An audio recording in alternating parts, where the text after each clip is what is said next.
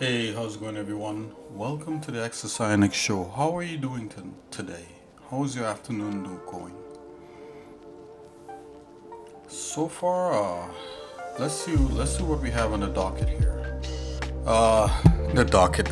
That's funny.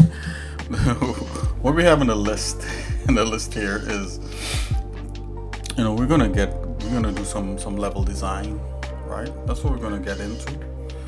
Character animation and all things character wise is probably a little ways out, so doing character modeling and all that sort of stuff might be a little ways out there. But for now we could focus on levels, and I like working on level design. I like working on level asset creation. I think all that stuff is kind of pretty interesting. So far we can have like a basic kind of level made out. I was to make some walls for it, and we're going to jump into making the walls for this level. And let me think here for a moment, guys. Yeah, I think that's what we're going to do. We're going to work on the walls for the level, and then we're going to try to load that level in the game engine. Hey, I see we have Mr. Potato 28 in here. How's it going, Mr. Potato? Long time no see. Hello, how are you doing?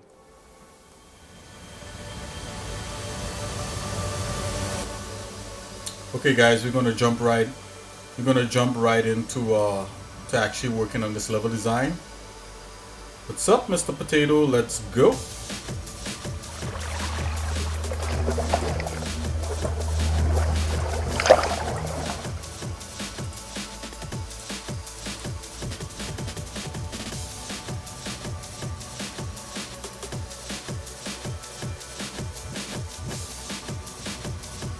Oh, okay.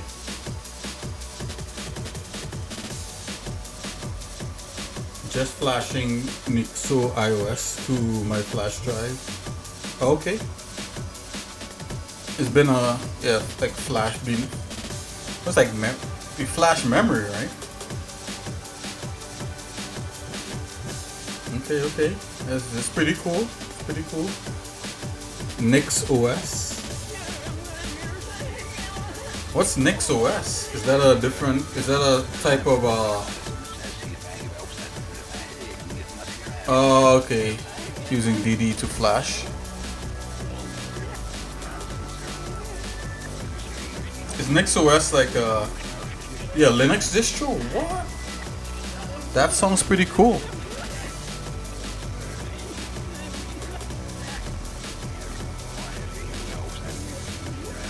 I'm gonna look that up real quick. Let's look up that Nix OS that Mr. Potato is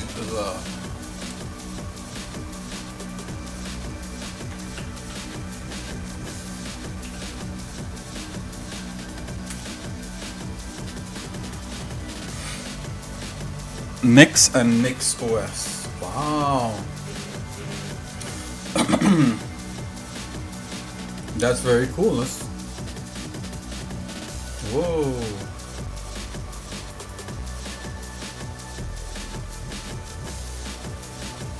Where you rebuild config to install apps.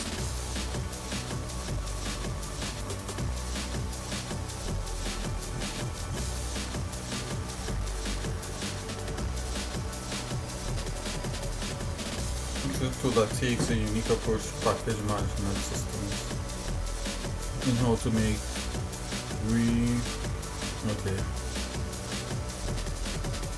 reproducible, declarative, and reliable systems. Huh, that's interesting.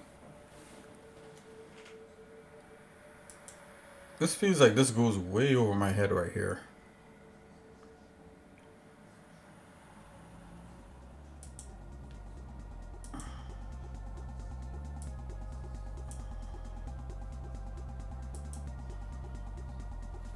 Basically, you can just copy whole config file and put everything you need a new Nix installed with just one command. Wow. I like the logo. This is cool stuff, man. I used to be like all into checking out different Linux distros. I was definitely into that, for sure.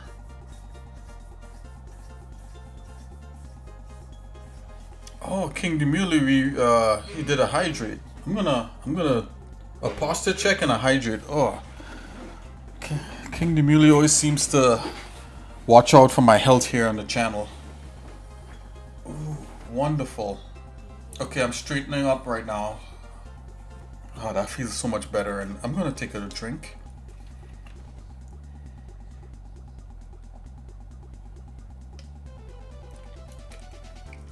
Did I ask how you were doing, King Demuli? I didn't. Oh, you're in the car? Yeah, I was checking out this Nix OS. I missed a potato. Checking out what's not much. Yeah, what's up? We're gonna continue doing some level design. So I'm gonna build a wall here that we had. I'll show you guys the wall, and I'm gonna rebuild it low poly wise. I can actually take this wall and push it aside here. Yeah, so I'm gonna rebuild this fancy wall here. This fancy pants wall. I'm gonna rebuild it, and we used curves to get the shapes. That's gonna take us.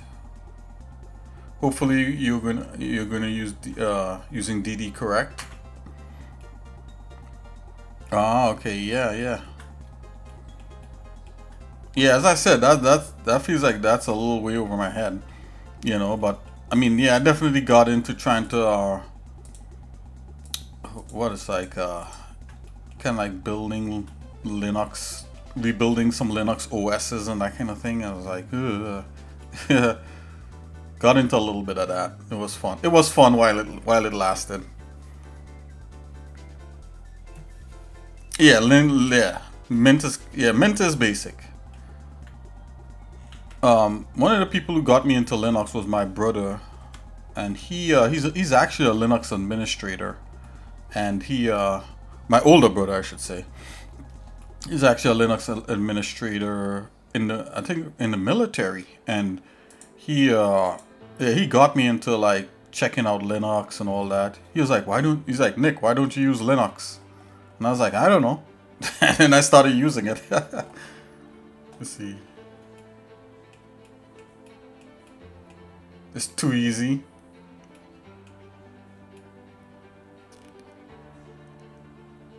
Oh, which brother am I?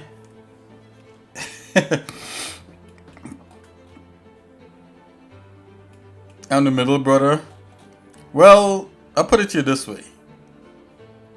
So I have an older brother, then it's me, and then I have a bunch of other brothers under me. Right? But I'm not a middle brother. I'm kind of almost like the older brother no matter what. So I'm the older brother to everybody under me, and I'm the youngest brother to the one above me. I'll put it to you that way. And even the one above me, even the brother who's above me, I'm still kind of looked at as the oldest. I don't know why, you know. At least it feels like that. You know, I could be wrong. Oh, you're the younger one. Oh, so you're a middle one, Mr. Potato, also. So you guys got it good, man. I was always kind of like the oldest one, like no matter what. You have an older sister too. That's cool. I think this blue background might be bothering you guys. So I'm gonna turn that off for a minute. Okay, is that better? I don't know. You guys have to tell me like the visibility on this stuff. Like, is things too small? Are they too big? Are the colors too muted? I have no idea like how this stuff comes across on a phone. Like, you know, like I think that's why I had like, you know, Nikki and myself kind of big in the frame, because like I was convinced like nobody saw what was going on here in Blender. So you get everything. So does the middle one get everything? I was always kind of like the oldest guys. I'm not gonna lie. Like, I think even my older brother looked at me as the oldest. Not that, I mean, I could be wrong for saying that. I mean, he could be watching me right now. I don't know. He could be like, Nick, what are you talking about?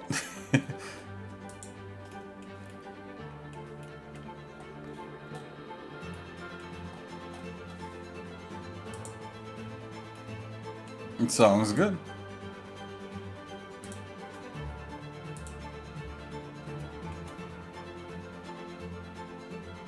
Okay. That's cool. Yeah, you say you were in the car, right? Yep.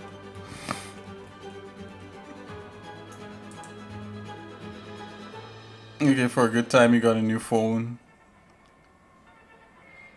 When your big brother got a new one? Yeah, see, like, I never really experienced, like, the big brother thing, you know? As I said, I was always kind of looked at as the oldest for some reason. Or else I feel like that. It's definitely to my other brothers below me, you know? I have many other brothers below me, and I'm definitely the oldest to them.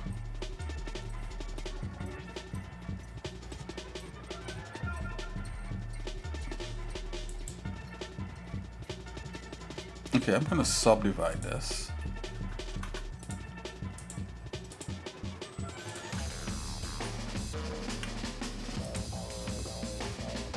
Ha ha ha!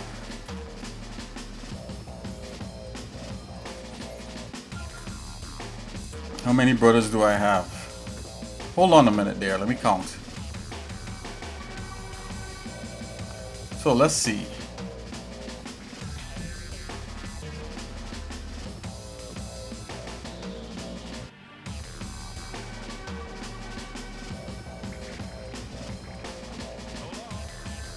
I have 6 brothers.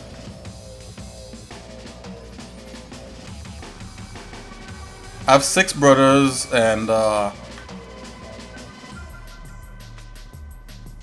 four of the brothers are younger than me. No, 5 of the brothers are younger than me.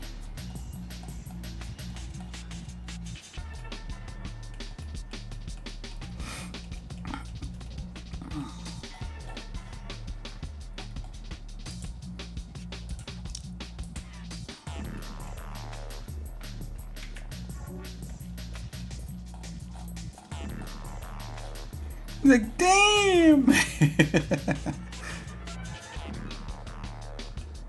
It is what it is, sir.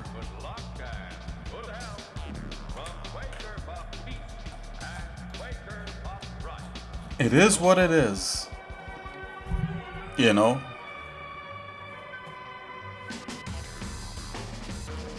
I think it's cool, you know, having that many brothers. I think it's like the best thing ever. And especially being the oldest.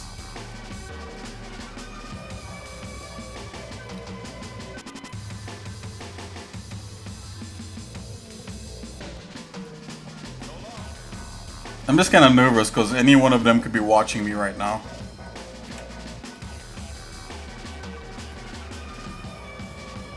Until you have to share rooms, yeah, that's exactly, there you go. There you go. I feel like you're talking from experience. I feel like you're like, dude, like, trust me, like, sharing rooms is not gonna be pretty. Okay, I'm trying to get to this point right here. Hold on. I know why Blender is like locking off. I don't know what's going on. Okay, it's better now.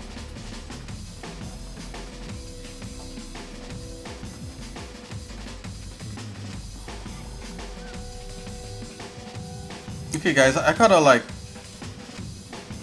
gotta force this to fit in a certain way, so I'm gonna do what I need to do to get that to happen.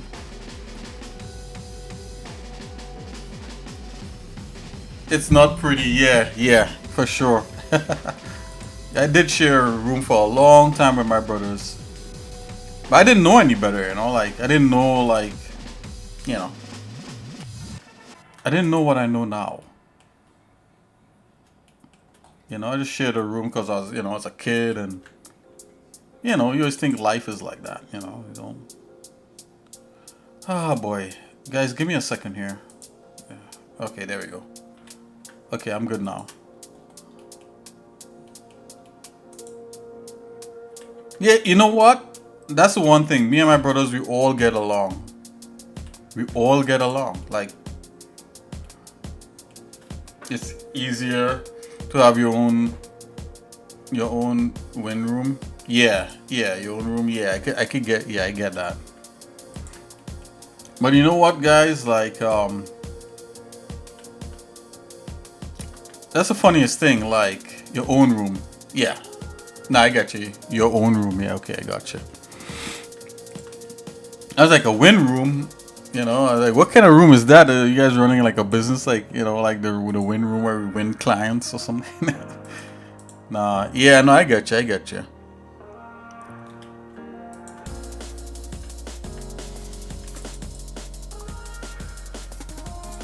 I got you. I got you.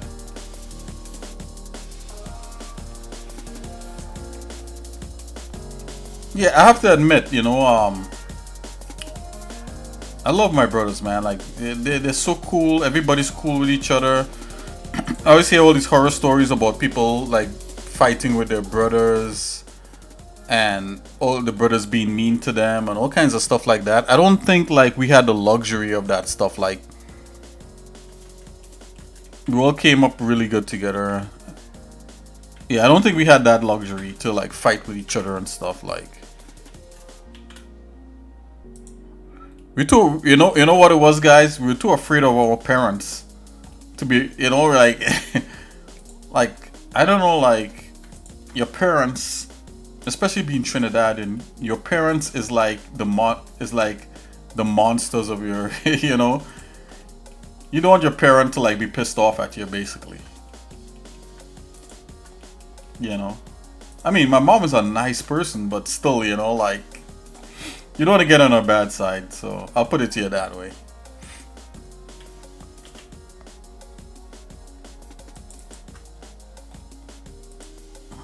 So guess we all had a common, you know, appreciation. Yo, look at that. It's Mason. Mason, what's up? You know what, guys? Hold on here. We have Mr. Potato. We have Mason. And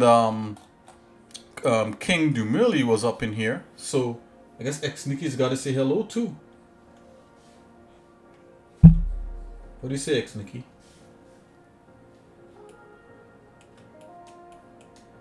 Konnichiwa! Konnichiwa! Konnichiwa! Hey, what's up? How's your day going?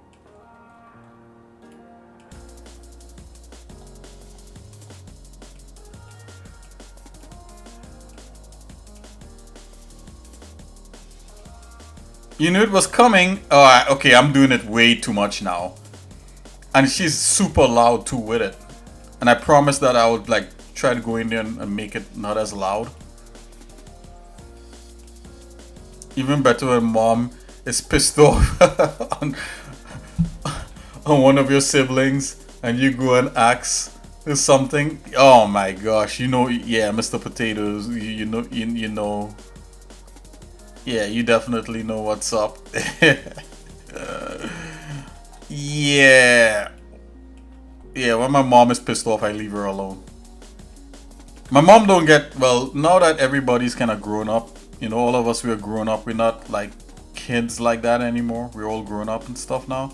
So like, my mom doesn't really get pissed like that anymore, you know, because we're adults, you know.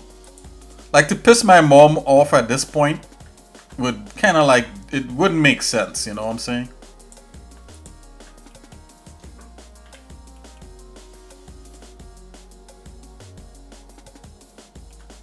You know?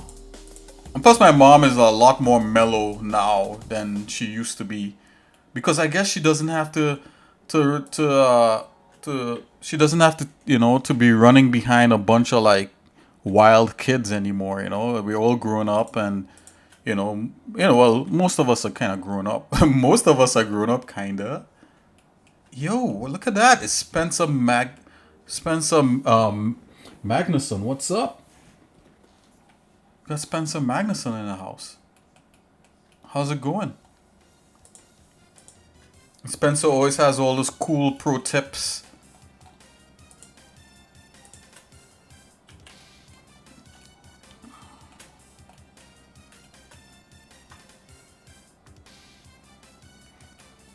Just juggling work. Yeah, yeah, yeah. I feel it. I feel it.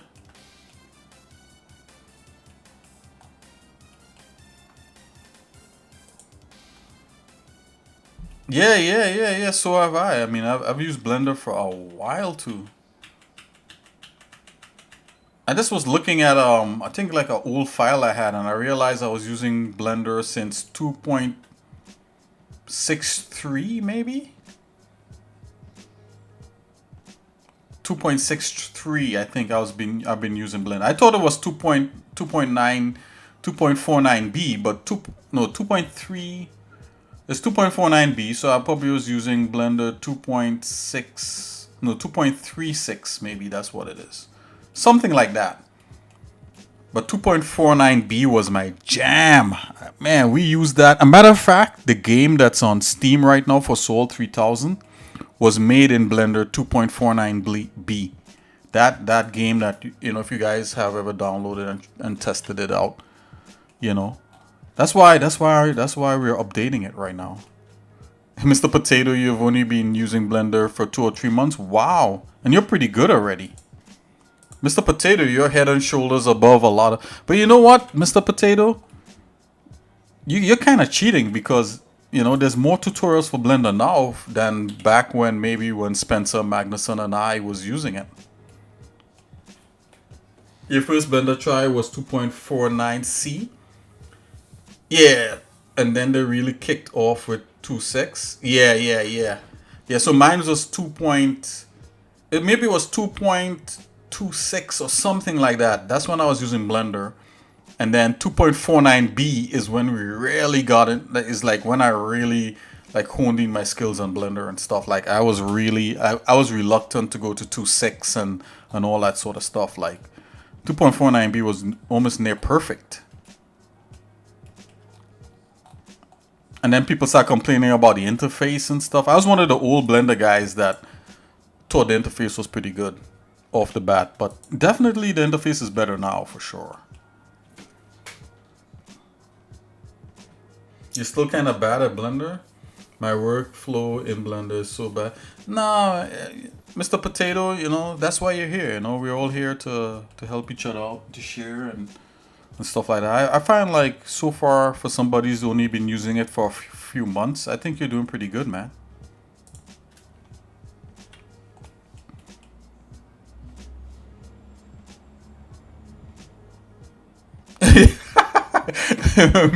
Mason, yeah, I can't believe you remember the subversion numbers. Yeah, yeah, yeah, yeah. Mason, yeah. Oh man. I don't know why. I remember, sometimes I remember like really complex things and simple things escape me for some reason. I don't know why that is. Oh man. I feel really bad for like knowing that. For knowing the subversions. You're right, you're right.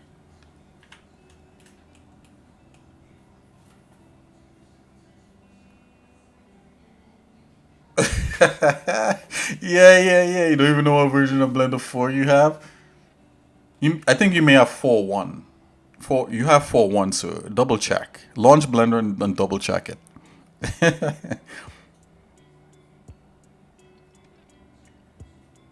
Oh, and it also came out a year apart. Yeah, I think so. Yeah, didn't they? I think they were a little more frequent than that. But no, you know what? I think you were right. Like back then, but I think like when they did the new revamp, the I think like the 2.6. So whenever they started doing the new interface, I think that's when they used to start speeding up the version, like how fast the versions came out. You're right. You're right. But before that, I think it was like even slow. But I can't. This is a long time ago, guys. And you know what? You know what too? I was mostly a Max user. I was using 3D Studio Max. I was more of a Max user. So Blender was a real head trip.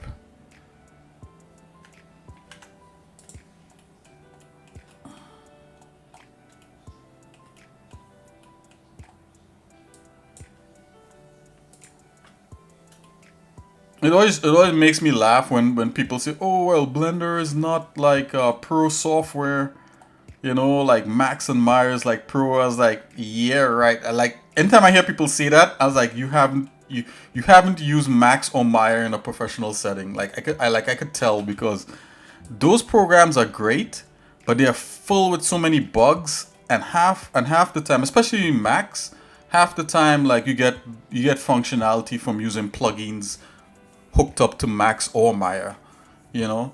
Like sometimes those programs is not as, but I think like recently maybe they're a lot more stable now, and they're pretty good out of the box right now. But they're mega expensive though for like a regular person. So I've even, especially minus and workflow always came with time. As you learn more of the interface, you'll get more comfortable with Blender. Yeah, that's right, that's right. And subversions came out, oh, it came out a year apart. Okay, yeah, I'm rereading what you said. Yup, yup. Yeah, it's the same when people say if it's free or cheap, it sucks. Yeah, yeah, yeah. Free things no good or something like that. People used to say. Nah, Blender, man. Those guys. Neo Geo, right? I don't think it's. I was wondering. I always wonder if Ton worked for actual Neo Geo, like the game company, or if it was like, or if it's just named Neo Geo. And I think it's like not a number. Also also owned Blender or something. I can't remember. I used to know all this stuff at the back of my hand, like the back of my hand, like the history of it. But I forgot now. You know, between trying to learn Python and a bunch of other things, all this stuff exits my head. There's only so much space in my head for like trivia and stuff. But yeah, I think like Neo Geo and all that. But I don't know if it's the actual Neo Geo, the game. I'm not sure. Somebody's gonna have to double check that. I know it's Neo Geo and not a number, NAN or whatever. Yeah, something like that. I think Ton used to work for them. I also take the guy. So Ton is the guy who developed Blender, right? So like that guy is so funny. Which is the complete opposite when it comes to software. Yeah, yeah, yeah. Yeah, so like you're right, Mason.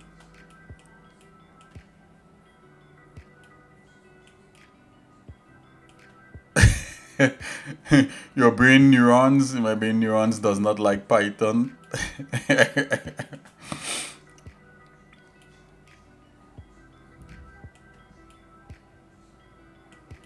Neo Geo, man. Wow. Neo Geo games was my jam. Like they have some of the best fighting games. Neo Geo.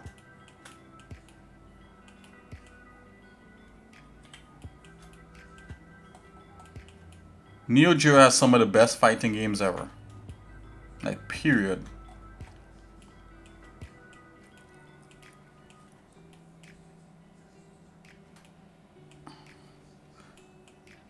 I asked for a picture at the last beacon and he said that's what I'm here for. Oh, Ton did? You met Ton at the at Beacon?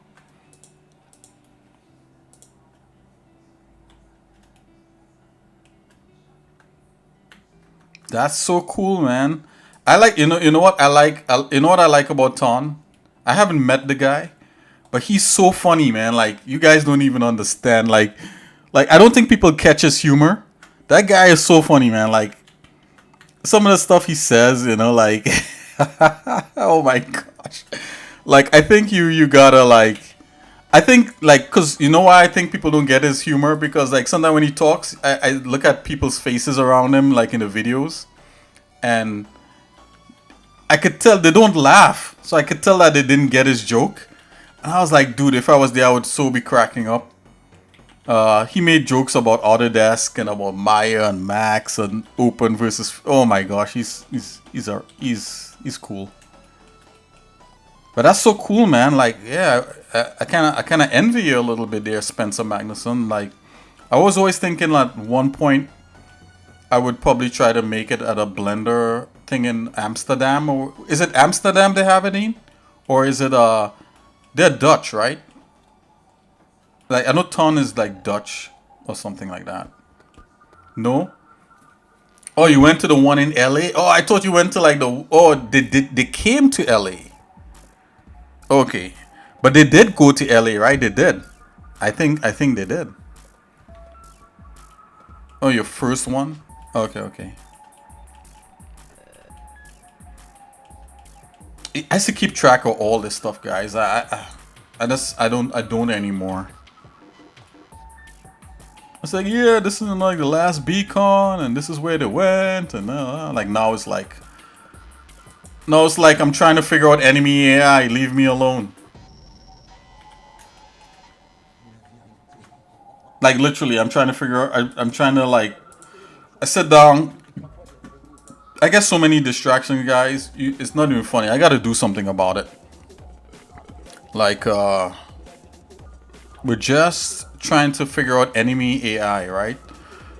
It's, I don't know. Like, does anyone have a resource out there of any AAA game documenting their enemy AI system? I tried looking that up and I didn't see anything. I think that might be like intellectual property that they don't want to share. Because I think like once you get it once, you're good to go to make like a bunch of different games. So I'm like trying to construct like a map for the enemies. When I mean a map, like like I wouldn't call it a neural map, but like a code map. You know. So if anybody out there knows about what I'm talking about, please feel free to DM me. Yeah, there's interviews, right? You're right. Yeah, yeah. Maybe what it was, I was just kind of narrow-minded. So I was trying to look up Gears of War AI, and there's like a Gears DVD, but I don't think any game developer actually goes into like detail about the enemy AI system. I think it's like really guarded. But I could be wrong. And if anybody comes across anything like that out there, just let me know. Anyway, that's enough of that. Yeah, that's basically where my head is at right now. So I don't really get into like there's a lot that's exiting my head because AI is taking it up.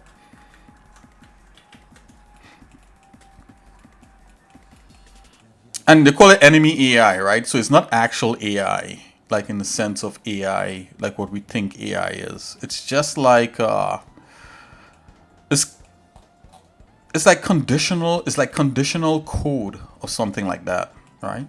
That's what it is, right? It's like the enemy reacts based upon different conditions around it, or different like conditions. And anyways, we could get into like a whole thing about that, but it's like a system, right? It's like a predetermined system. So it's not true AI in sense of the word AI, but that's what they call it, right? AI is self-learning, right? Or is there different kinds of AI? Like how they like how the new like how you make new images, right? People say like it's AI images, like AI, but it's not really AI images. It's generative images, right? Is generative AI? No. Like AI might be more Chat GPT, but even Chat GPT, I don't know how true of an AI it is as yet. Is the new Chat GPT more of a true AI? Yeah, our computers aren't fast enough for real AI yet. Yeah, you need like, yeah. So I was talking with one of my brothers who's really into like he's like a coder, right? So he coded most of like he coded some stuff that I can't use right now because my mind cannot wrap around kids, like the way that he does stuff, And I was talking to him about AI and stuff like that. But I think like so funny, he has such a mind for that stuff, and he doesn't really care about that stuff anymore, so at least I think he does to a point, but probably not to talk about it with me anymore. But anyways, let me leave that alone. Just in case if he's watching. Peter, if you're watching, I'm sorry.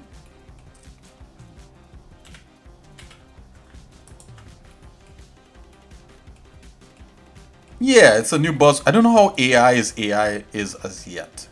There may be something that maybe the military has that's probably closer to true AI. Something that's sentient. So, oh, okay, yeah, there you go. So you have different kinds of AI. I mean, you could just, are we calling artificial sentience AI? Is that what it is? Or is it like a mass, is it a bunch of like systematic system things, you know, being systematic code that's being executed in a way that looks intelligent? Is that what we're calling AI? You know, that's my thing. I think if we really had AI, it will probably try to break free. Companies add extra algorithms to stuff. Yeah, at least slap AI on it. Yeah. Mr. Potato, you're right. Yeah, there you go. I think that's exactly what's happening. Right? AI would be self-correcting and self-improving, right? Kind of like a human being. Semantics, yeah, semantics, exactly. Generative AI is just really good guessery at this point. It's not understanding it. Yeah. So that's what generative. Yeah, I don't call it I don't even call it AI. I just call it generative imagery. You know. Don't look back in other videos. Other videos I would have said AI only because that's what people understand. You know what I'm trying to say? But, you know, I'm still learning. I don't know everything, you know.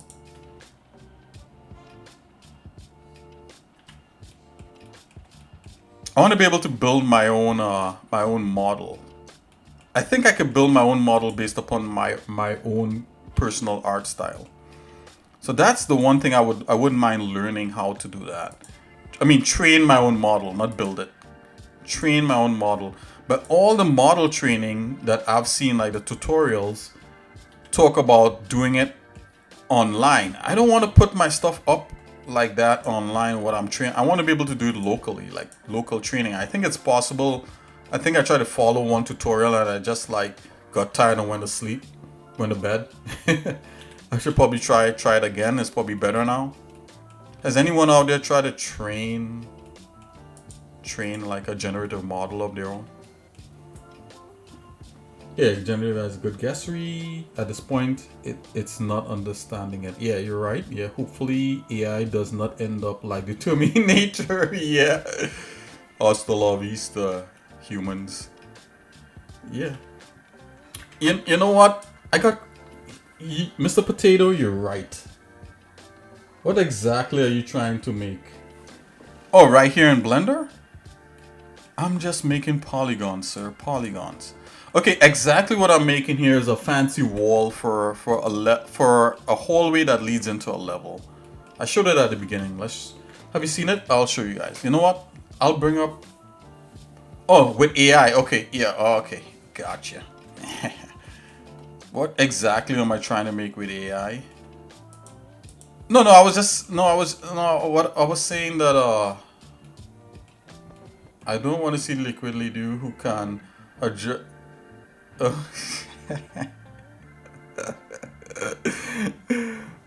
You mean her, right? Her adjust her melons. Oh my gosh. Isn't that like a whole subset of like? Okay, you guys are gonna judge me on this one. You guys are gonna say, okay, I know for a fact Nick is sick now. So isn't there a whole subset of art like that? Isn't that like a thing? Anyways, let's not get into that. That's for, yeah, yup.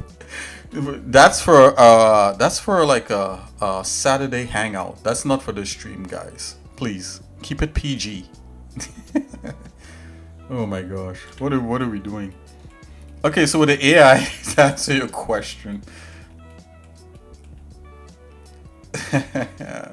we gotta keep it professional, guys. Because professional people are watching, and people from my LinkedIn, and nah, I'm just joking. See, bro. What do you guys think about LinkedIn? You know what? Let's not talk about that. That's a whole nother crazy topic. Let's see here. Yeah, so you asked me what I was trying to make with AI. Oh no, I was just saying that if I was thinking that it might be cool to make like a generative model based upon my own personal artwork. You know, so like I could type like, you know, liquid like what? Let me see. I could take a liquid lady who can adjust her melons. I could type that in the AI and it will do it in my own art style. You know, of course I wouldn't type that, guys. I'm just saying, like I could type like Moses parting the Red Sea, and it will be like in my art style. You know, I think that might be kind of cool.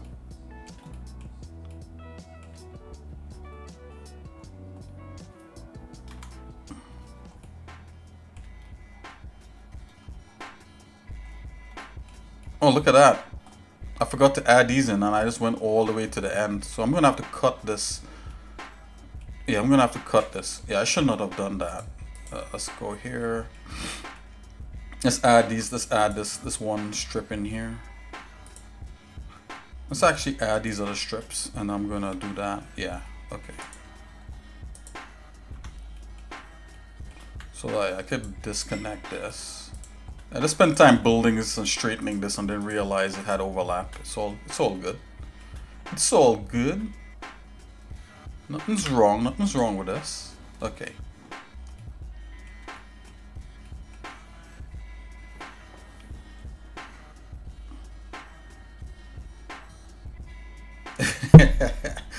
Oh my gosh. I just remember clearly as that scene from Terminator with Miss Terminator. Oh, wait a minute. You talking about the newest Terminator with the lady in there? The newest one?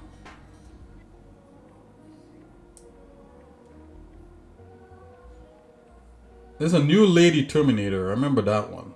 That was a good movie. Well, it was okay. It wasn't, I wouldn't say it's like top notch, but there's nothing wrong with adjusting. Sometimes they don't fit in the fridge well. Well, that's true. You know, if you have 2 melons in the fridge, I thought it was, you know, just one is good enough. You know, I mean, like liquid Terminator 5. Yeah, female. Yeah. Was she liquid though? She was like half and half or something, right? If I can remember. Okay.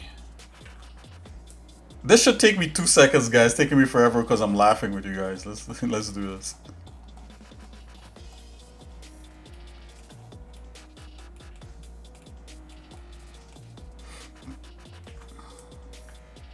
All right, that's good.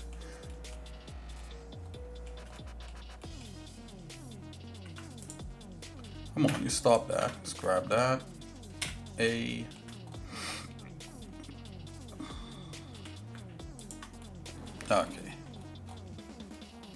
Essentially, I'm building back this wall with the shape and everything. Oh, look at that! I have not a floating edge. Come on, stop it. J. There we go.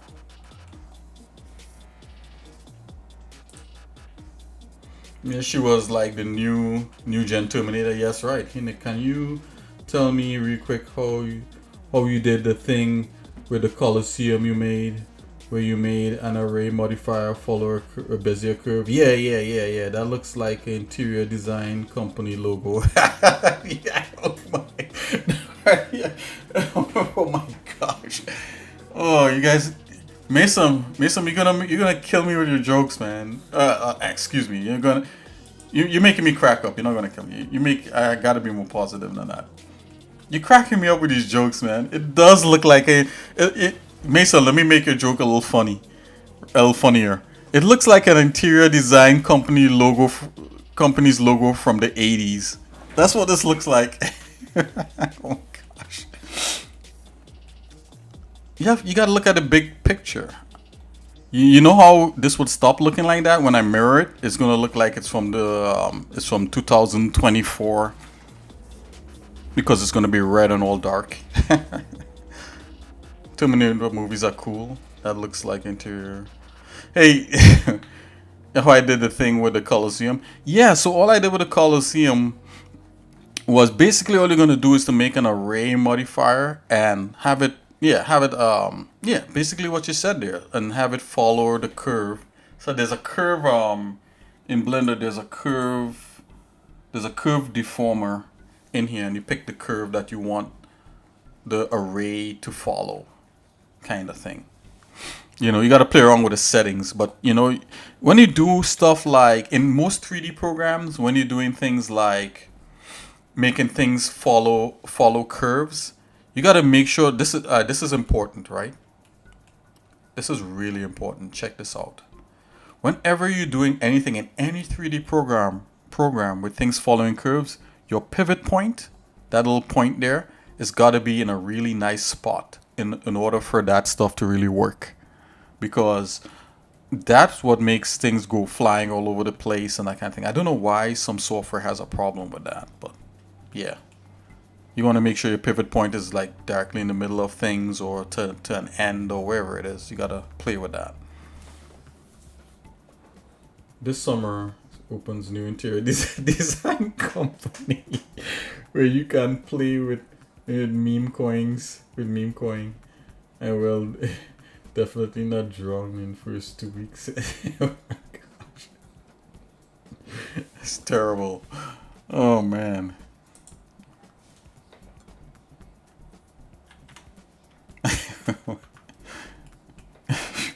What? Are you referring to something real? That sounds like something when you said you would not draw in the first 2 weeks. That sounds like something that happened or something somewhere.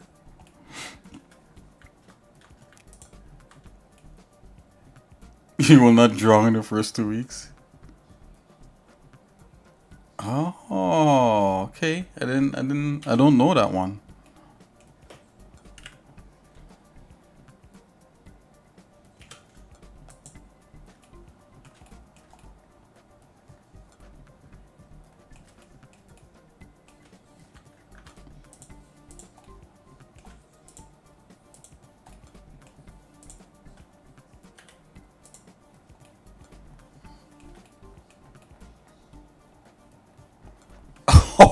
Oh yeah.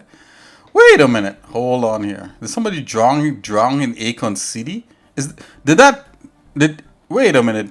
So Akon, right?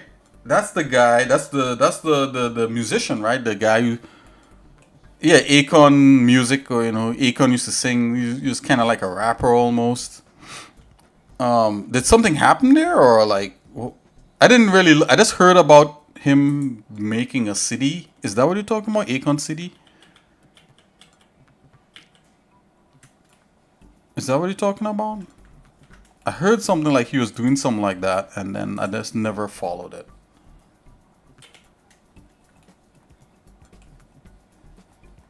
Hey, do you know?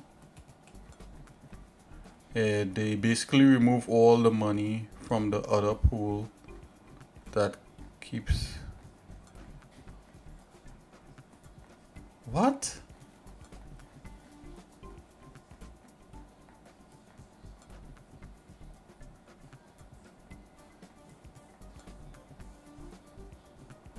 About the scam coin? I think it was Bitcoin scam. Okay, where he said that he was gonna build it, but just ended up taking him. Oh, see, I was about to ask if he built the city. So he didn't build the city. I was hearing about that Akon City, and Akon was isn't Akon like a politician now? Something like that. Is something going on like that? Like after like I used to watch a lot of like BT and MTV back in the day, but you know, after like, you know, you start hearing these guys going out doing different things, and you're like, okay, you know, whatever. You know, you do you, you know, or whatever they like to say or whatever. But wow, did not know that.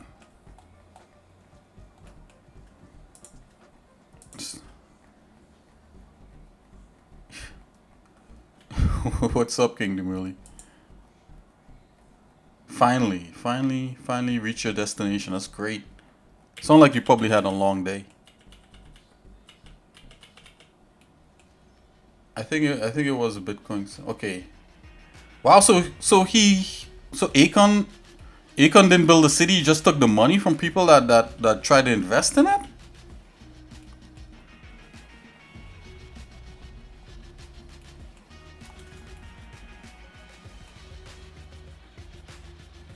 Oh, he went out for dinner. Okay, that's great. That's great.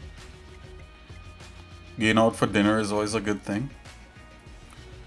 Look at what I'm doing here, guys. Don't do this. Don't. All right. So I'm showing you right now how not to model.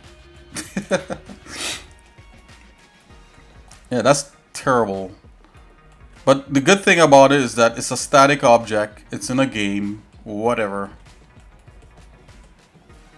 But if somebody's paying you to do stuff, don't do that.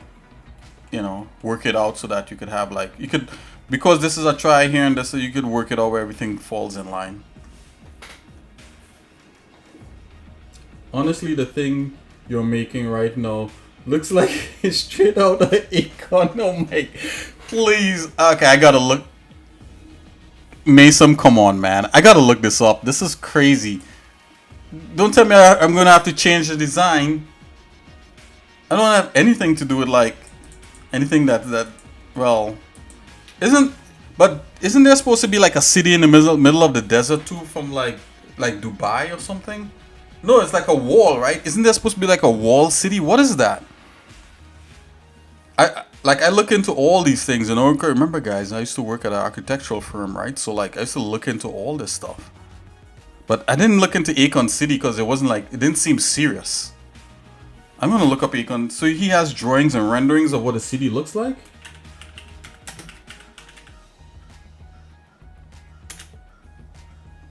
Oh, did you?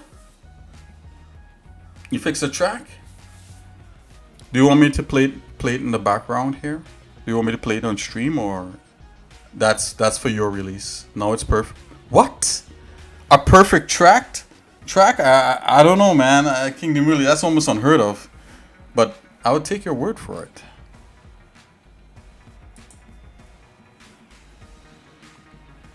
Oh my gosh.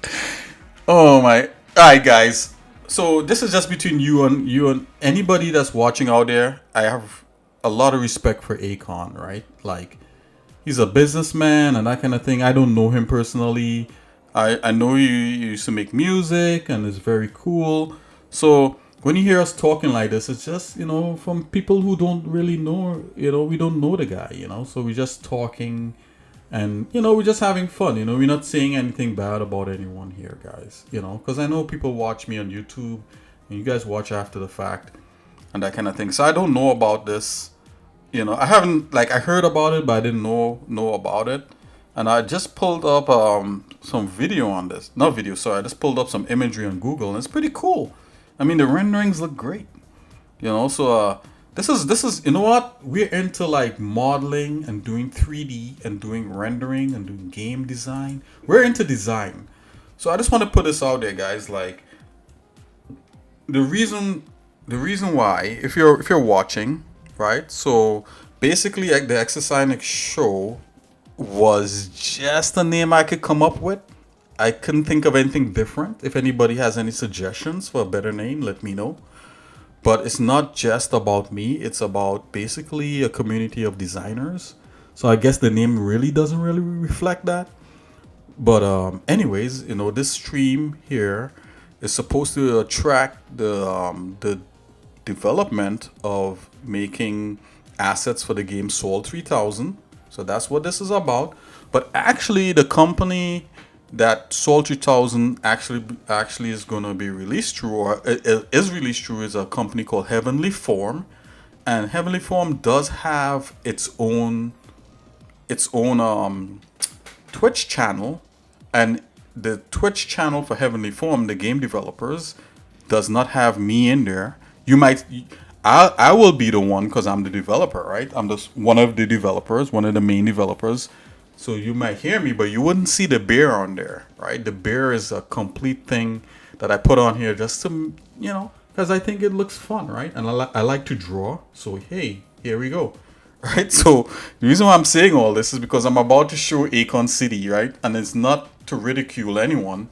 it's because we're watching it from a design perspective, and that's what the show is about, right? So let's check this thing out. It's pretty cool. I mean, these renderings look. I know renderings, like the thing about when you do architectural renderings is when you look at them in a small, they look great, but when you look at them full scale, you could see kind of like how the render doesn't really work. And they do a lot of Photoshop fakery on it just because they're trying to sell an image, right? They're not trying to like make it look like a real place. Maybe not for the perfect. I fixed the transition for the first drop. Okay. No, we will check it out. You know, I was thinking maybe to play your track while we watch Akon CD images, but I don't think we should do that. We'll break them up. It's two separate things. So okay, guys, let's take a quick peek here at this. You know, it's looking pretty interesting. So here's Akon. That's very cool. Yeah, I remember this guy. You remember that guy? Very cool. I mean, for him to have the money and the initiative to do something like this is a very cool thing. Wow, look at that. You know, he actually had people visualize his dream right here. A lot of curves though. Yeah, okay, I see what you mean. You know, yeah, it's a little too curvy. There's a lot of curves in here. You know, anytime they show, like, I notice a trend, like whenever they talk about like futuristic cities and architecture, right? And I've encountered this when I used to work at Bergman, you know, like they always like all these swooping curves, you know, and there's like two schools of thought, right? Where this could like probably get investors, but when you actually, bro, is the top first player of SimCity, bro, is the top first player of City that's like a tentacle. Yeah, you know what? It does look like a SimCity thing, huh? That's interesting. Look at this.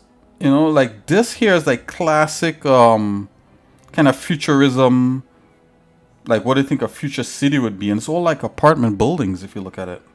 That's interesting. Oh man, my stuff does look like what I'm designing does look like this. No. Well, it doesn't look like it. It's just the curve. The curve is there. When you actually do yeah, so like there's these renderings are tiny though. Can we get I think it's cool though. I think what he's doing is cool. I'm not ridiculing him at all because, you know, I mean, I certainly can't do better. I'm just looking at the renderings. I mean, this is his vision. That's great. Oh, this one looks, I like this one though. I'm always skeptical, you know. I mean, I think what he's doing is great. Looks too colorless. Yeah, it's like mostly like white, right? I think like they do stuff like that so that I think like I encounter this, right? So whenever you're doing like architectural concepts, for some reason the engineers, not the engineers, the architects themselves and the designers never want you to like put like specific colors to things, or they never want you to like make the rendering look too realistic. They always want it to look kind of sketchy, you know.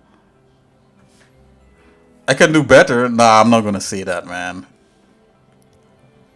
I'll probably try really hard. Yeah, but for some reason they don't ever want you to like make things like overly solidified. I don't know why. It's a thing. I remember designing. I remember like helping to. All right, I'll put it to you this way. I don't design, right? So I take the designs from the from like the architects, and I think they made through a civil engineer down in there and stuff like that. You know, and definitely a landscape architect. And what was Ted doing? Ted was yeah, like a landscape architect and all that. And I would take their initial renderings and try to make it look a lot better, you know. And sometimes I'll like throw in my little suggestions, and sometimes it would sneak through into the final design, and yeah, that'd be kind of fun. But yeah, this is what this is. That's interesting. This looks like a roller coaster right here. Like, I've seen stuff like this. I've seen this kind of design thing. It's a little too futurist. I don't know if will buildings look like this in the future. I mean, I don't know. I mean, this is not the first time I've seen stuff like this. I think in the end, they just turn everything into squares. You know, they try to stay away from curves. So I think like when the concepts, they use a lot of curves. And then in the end, they just make everything into squares. The only thing that might remain curvy is literally the roads and the streets. That's the only thing that's going to remain curvy. They try to hold on to that. Wow, this is cool.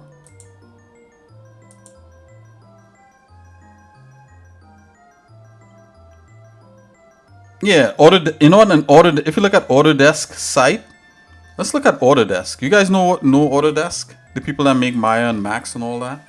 They're mostly like about the construction and manufacturing industry. They don't really care that. I mean, their main focus is not really entertainment. I mean, that's one of their focus, but Autodesk is mostly construction and stuff. The people that have Max and Maya, Autodesk, yeah. Like Autodesk stuff looks like that. Like their design, like when they're doing like their design can. Oh man, the site's changed. See product. Yeah, look at that. They like a lot of like swoopy curves. Hold on here. Media entertainment. Nope. Products. Let's see here. Architecture and engineering and construction. I'm trying to see if we could get to like some Autodesk-y type things. Huh. Support community. Autodesk community.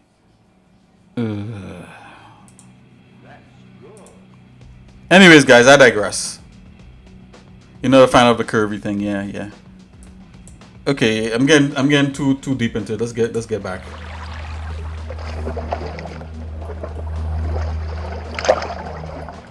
Yeah, I mean, what he's doing there is not out of the it's not that out of the box in terms of like selling a design, you know, like that's how they start. And then in the end, they end up turning everything into squares anyway.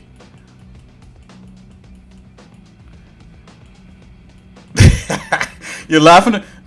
Come on, man. All right, let me show you guys. At least I did. I try to like do like a conceptual. Let me put that up so you guys realize like no. Now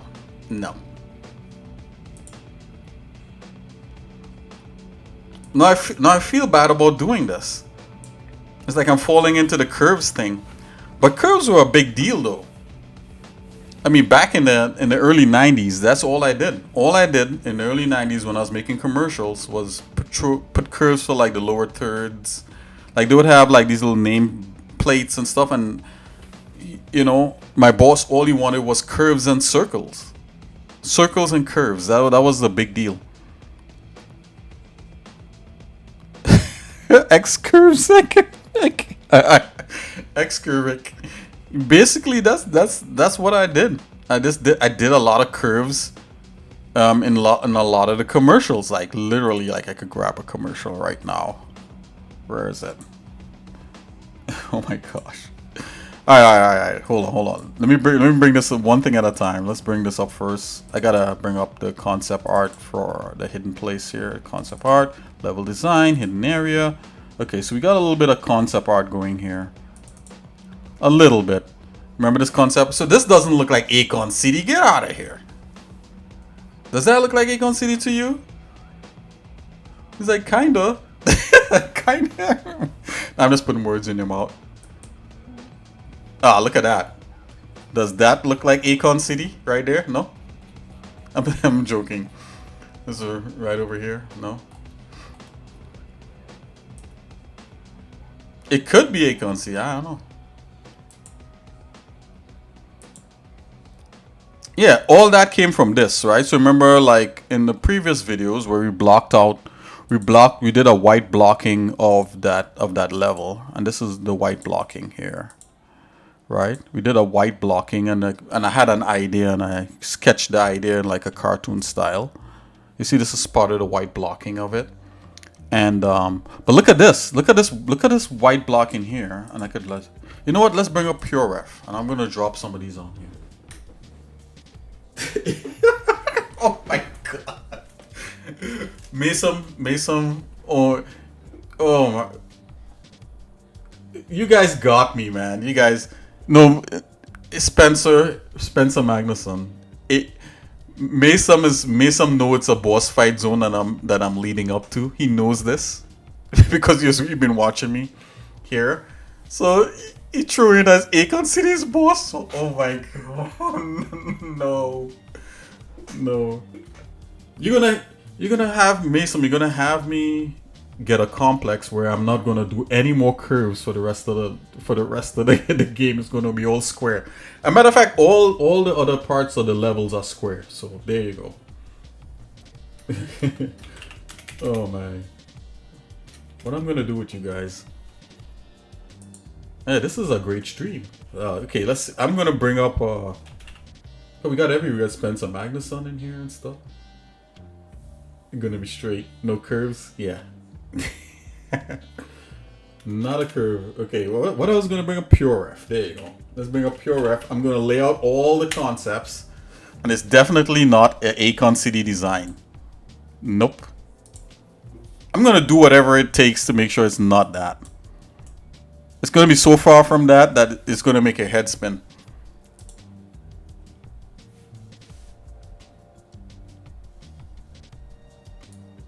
Not that I'm saying that his stuff is bad.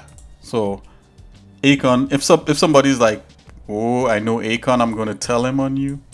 Hey, I'm not saying that it's bad. I'm just saying that I'm not biting you. I'm not taking your style. This is supposed to be the far-flung future.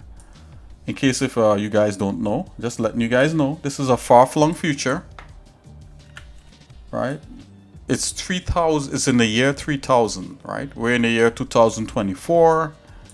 Year 3000 is a completely different time. Just giving away a little bit of the story there, in case if you haven't figured out by the name. I'm bringing up all the concepts that we did based upon this. Oops, that was a mistake right there. Just clicked on that. I'm gonna lay this out because making sure that this has nothing to do with Akon City at all. It's not. There's nothing in there. Not even close. Man, you have me feeling nervous now. It's like, is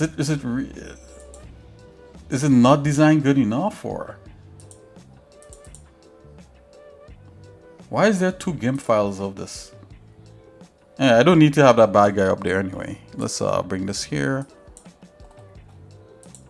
Let's get rid of that. Let's bring this up here.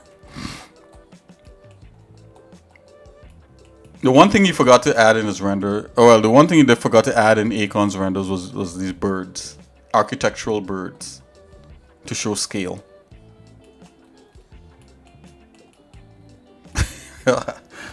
Oh boy. A lot of boring inside jokes, I know.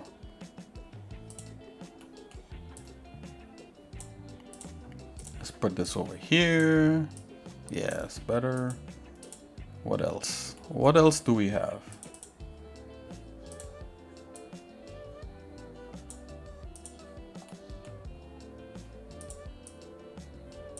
Oh yeah, I had this. What's this? What's this thing? Oh, you know what? I probably could have taken this guy out of here and put him down in there. Huh. Anyways, that's concept art for another time. Yeah, does this look like Akon City? I don't think so, dude. This is definitely not Akon City right here. This looks like something from Akira. Nope. Oh my gosh. Why am I obsessed? I'm just obsessing over what you said.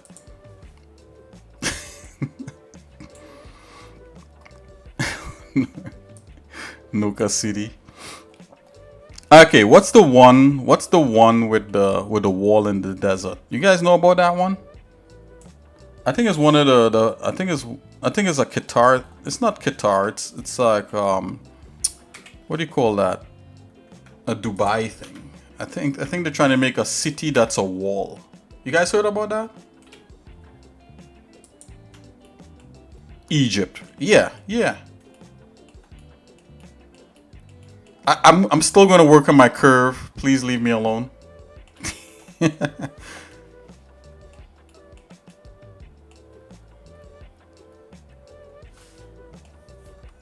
Yeah, you know that one is interesting. Like, how are they going to make that work? That sounds like a big disaster to me. Like, it's a single line, like crossing one country into the next or something, right? And it's people are going to be living in it, and it's going to be in the middle of the desert. I mean, it's a cool concept for like a movie or something, like Elysium, like 5 or something, but or Elysium 2. But man, I don't know.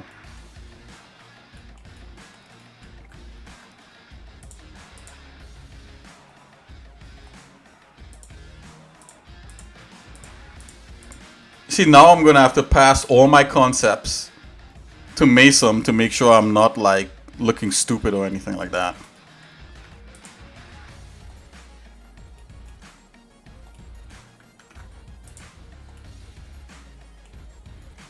The last time I want somebody to do is like, ha ha, Akon City, you know, like that'd be stupid.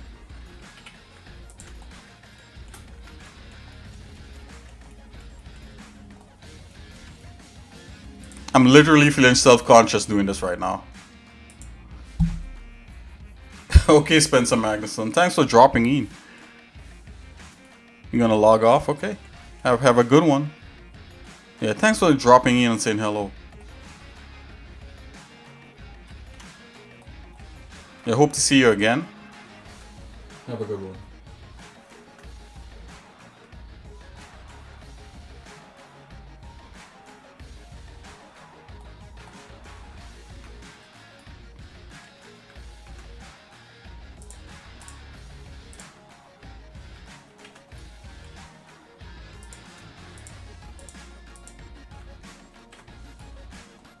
Oh yeah, and Spencer, you know, if you're still around, just feel free to share.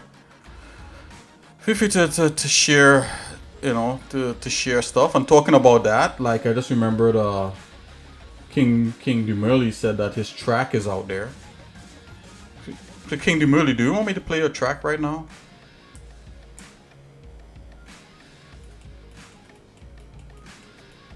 I'm very interested into hearing what you've done with it. Okay. Did you send me a link there on Discord? I'm gonna check.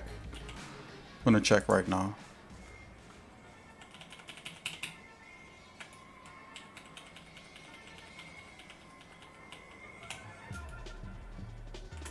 Ah, man. Damn it. I'm thinking about Akon City while I'm making this thing. Ah.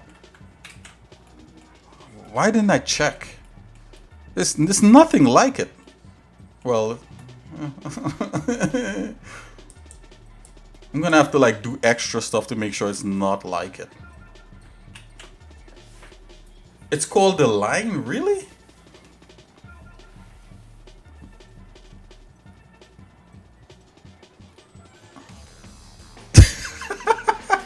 I'm gonna be like dreaming that I'm in Akon City running around and can't find my way home.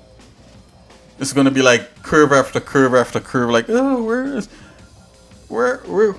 this the way out? And then there's like another part of the city or something. It's like a maze. It's gonna be like Maze Runner, you know, Maze Runner. You guys ever seen that movie, Maze Runner?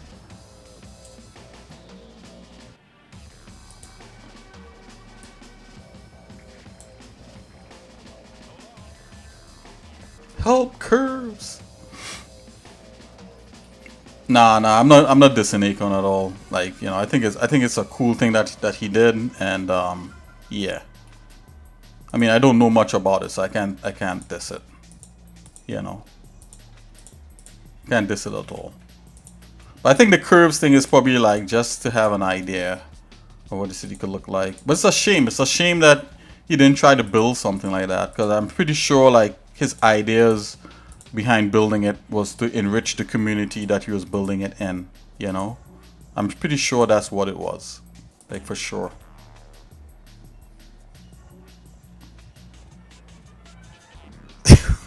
Oh my god, you're gonna get me in trouble.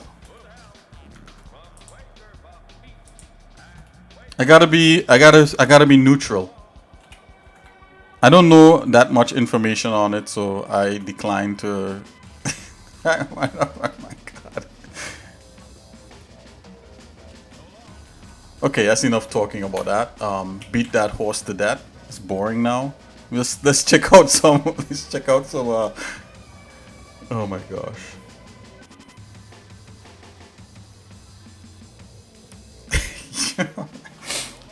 Right? Who knows? You never know. Do you guys know that T-Pain and Timberland is on Twitch? Those two producers. You never know. Not that they. I don't know if they actually watch Twitch, but they're on it.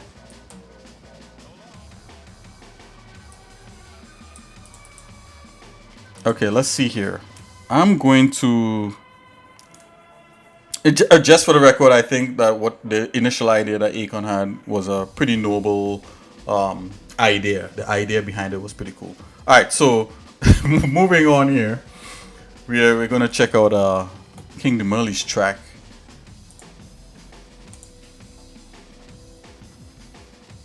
So King Demurley, what genre would you? What technically what genre do you think it's what you made is classified as speedcore or speedcore electronica? Like what would you call it? Or do you think it's just like regular like electronic, what, drum and bass or something? It's definitely speedcore, right? Yeah. I mean, it's in the name. Post traumatic speedcore disorder.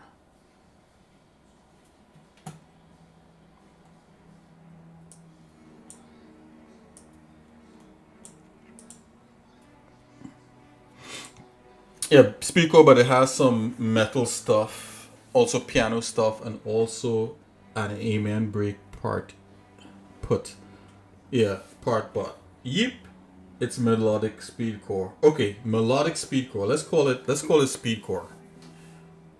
Okay guys, I'm gonna play some speedcore from Mulo, right? King Demoli. Mason. You guys definitely make my day for sure. And yeah, let's check that out, okay? I'm gonna check that out. Then after that, I'm gonna take a quick little break, and we'll be right back because I gotta use the bathroom. I'm going to go over to the chat. Let's do that, and let's listen to Mulo also known as King Demuli's track right here.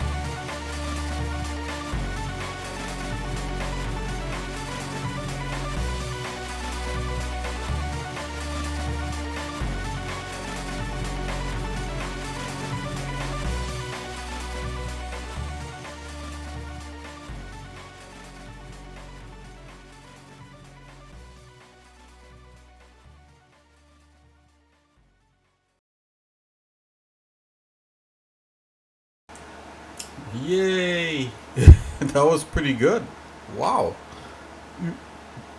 King DeMille, you really pulled that together. Wow. Just a little, just, whatever tweaks you did was just enough to make it sound as epic as it sounds right now. And the spaces are the same. It just sounds different. What did you do?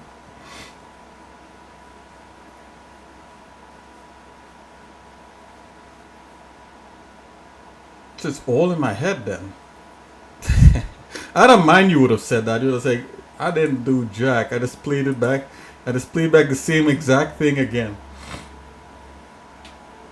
Maybe I was too critical when I first heard it. Just added little sweet dong effect. Well, you know what? That probably, just that little effect made all the difference though. Had to have.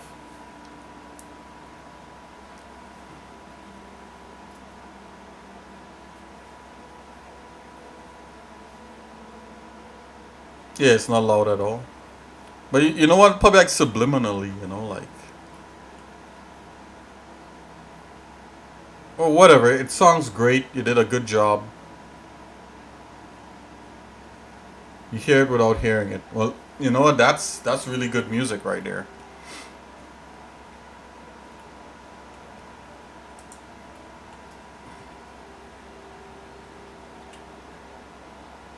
Yeah, I can't wait to hear what else you got in store.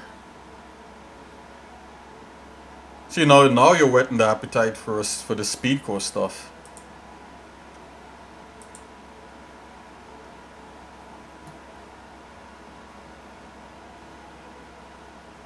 I'm going back onto the desktop here, guys.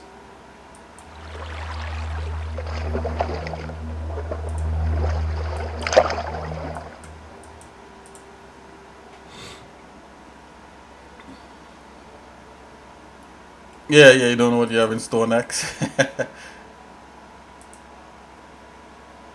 Nah, I'm just saying that just to kind of force you to make more, that's all. I'm trying to like get you to make more. More speed core, more speed core. Oh boy.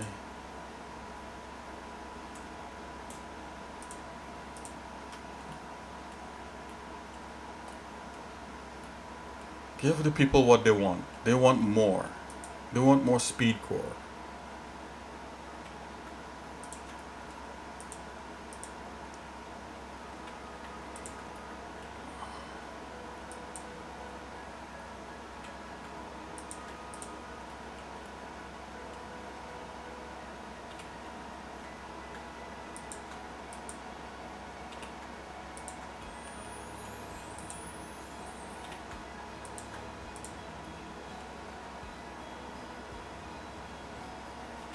Yeah. Yeah, at least gotta do like a 2000 RPM thing. Yeah, at least gotta do that.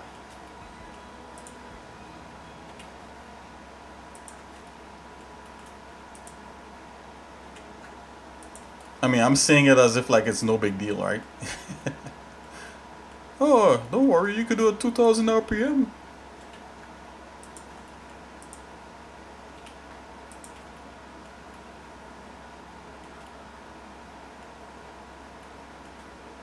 And I keep saying RPM is BPM, guys. BPM. I said that in the last video. I said RPM. I was like, oh my gosh, there's no rotations per minute. It's oh my. Oh why? Oh why? It's BPM, guys.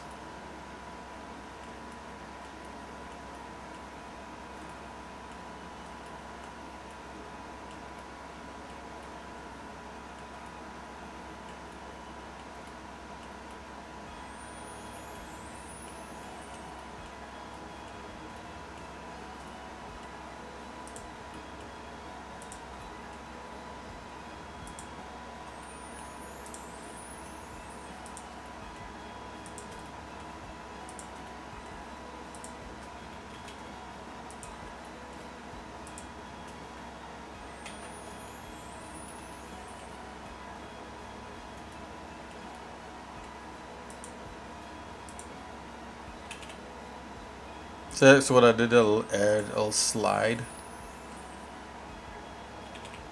Just kind of bring this within the same proximity, and I'm almost done building building this design here. This designed wall.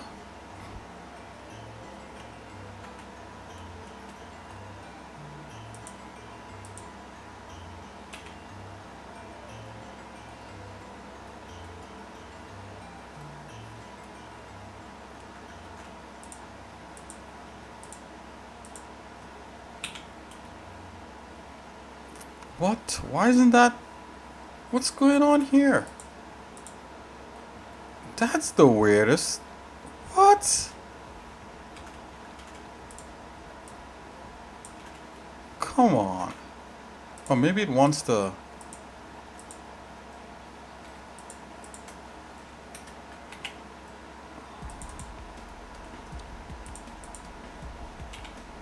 Okay, that's better.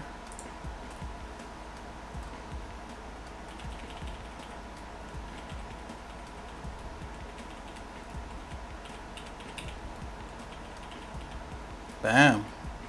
Bazamos. Okay, let's check this out. Okay. Okay, alright, okay.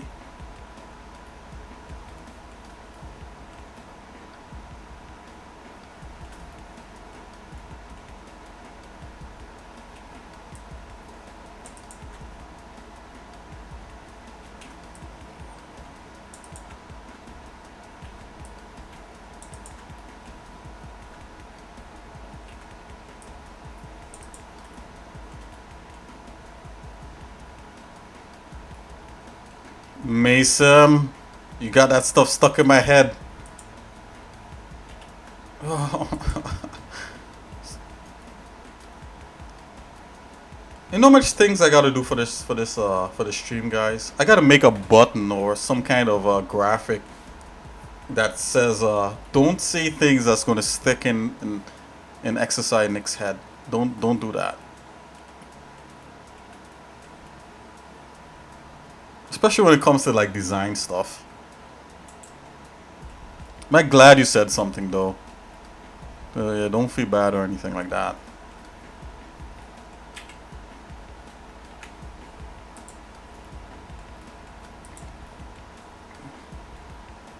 I think like what happened is like at work, you know, at work like they used to, you know. I think like the one guy I worked with, I think he understood. I think he knew like stuff used to stick in my head, so I think he used to say things sometimes, knowing that if he just mentions certain things, it'll just like stick with me, and I'll like try my best to like change it or do something different or follow it or something. It's not good for people to know your weaknesses. Now everybody knows.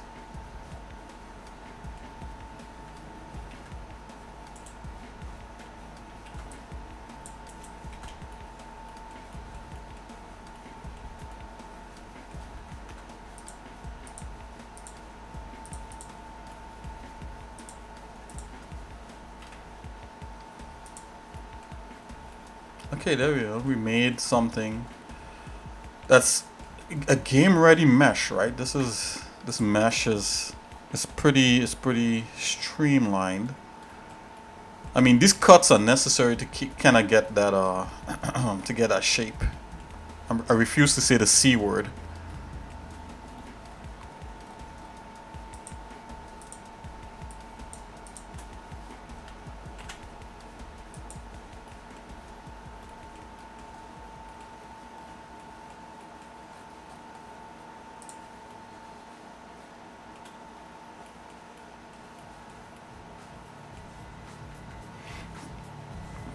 Why isn't... What's going on here?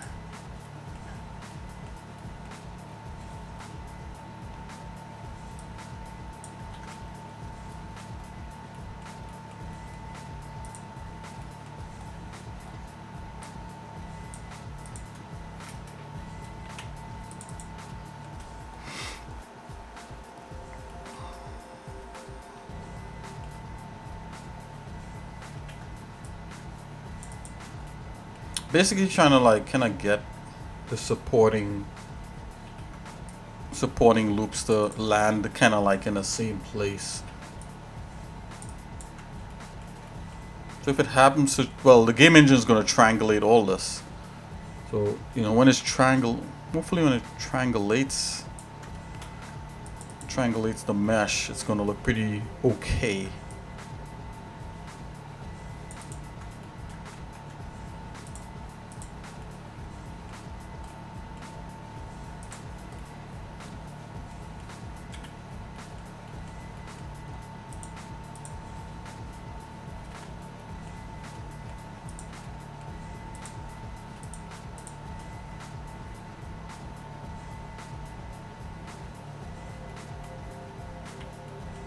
Okay.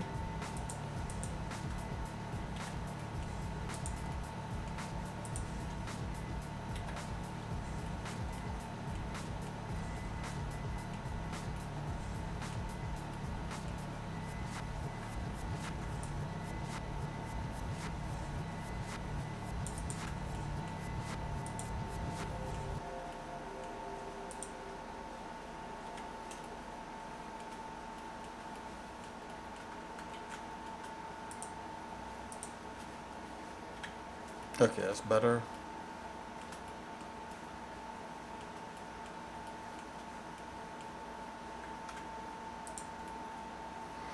All right, so this stuff is kind of bad, right? Because we don't need this to be like this, right? We don't need this to be like this. Right? It's not a necessity. Certainly not this part here.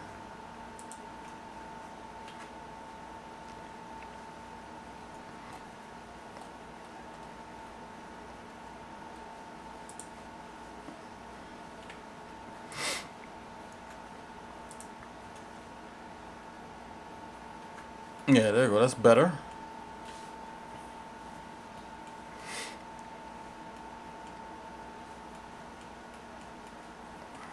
And I just want to see. I don't think we need a back to that. Yeah, certainly not. So with all this, I'm gonna just get rid of these things right here real quick. Getting rid of it. Okay, there we go. Delete that. Okay, so this is the final. I'm gonna leave the top ones, although we kind of almost don't need those. And what? I'm not gonna lie to you guys. This stuff here is bothering me, the triangles, but I'm gonna leave it. All right, so we got our oh no, we got our wall.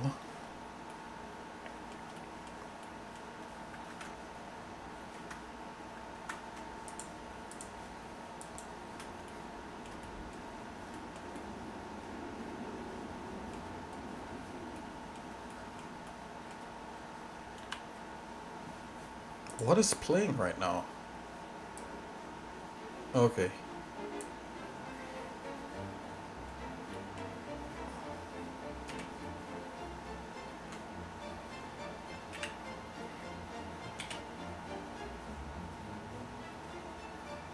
Something like that. Right? And I want the center of the geometry to land right there.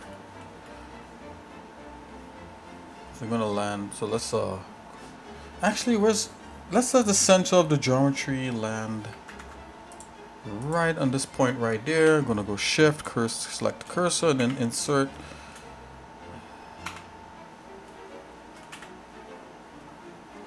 What? Okay. Oh, wait, painting was turned on. Turn that off. Okay. You kidding me? Come on, you. Let's do it. Alright, so now I'm going to mirror that. This is what we're going for here, guys. We're going for this right here. That's it. Right, stick on that. That's what we're doing. I'm just gonna look at it real quick. Yeah, so we got all the curves happening there. I said I wouldn't see the C word.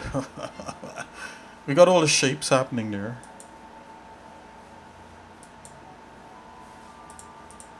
It's a curve, we could say that. There you go. I need both sides because yeah, boy. Okay, so obviously like this has got to fix a little bit, so I'm going to fix that. Let's isolate it.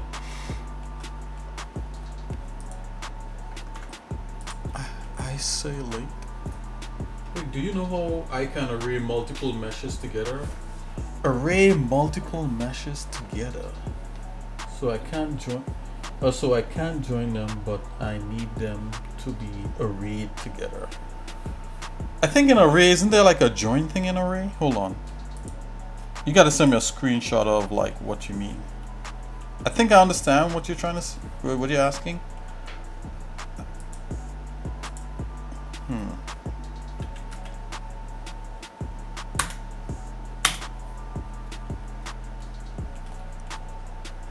Okay, guys, I'm gonna take a quick break, and I'm gonna come. Mason, hold on to your question. I'm gonna come back and answer your question as best as I could.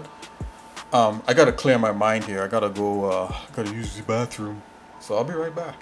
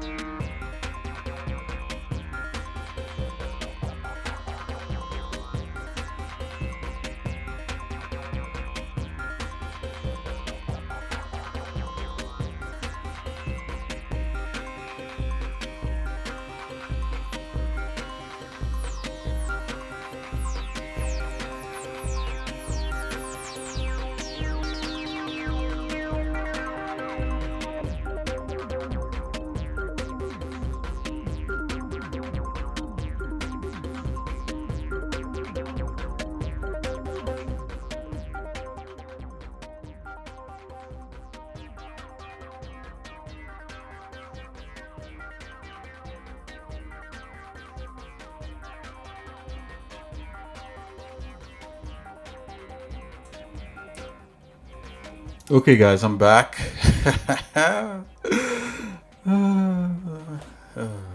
That's a quick trip to the bathroom. I was literally scared going in there. And Mason? No, just joking, guys. It's all in fun, all in fun. Let me see, Mason, what you're talking about here.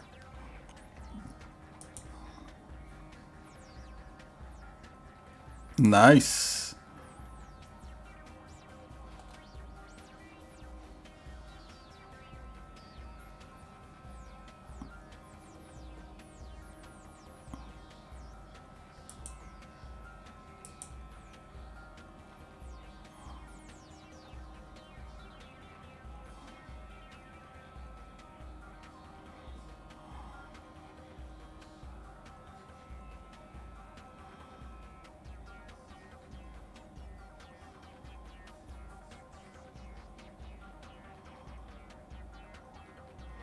Oh, okay, I see what you're doing here. Hold on. So, guys, I'm looking at what Mason sent me. Give me a second here.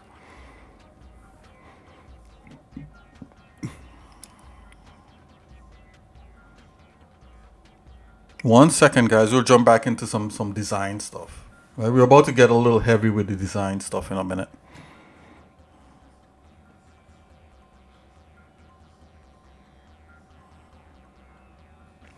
Right. Okay, so Mason, is the hair? Okay, let's check this out. Okay, here we are. So I'm watching at this, right? So you said the wood and the fur area are two separate meshes. Okay, that makes sense, right?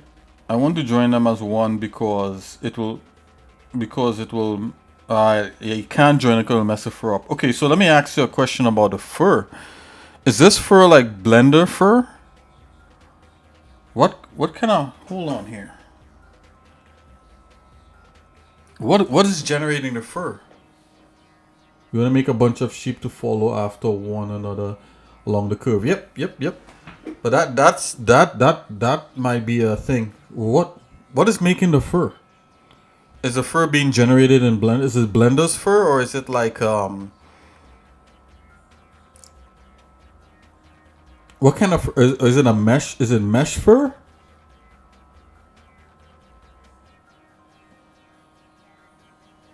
It's a particle here.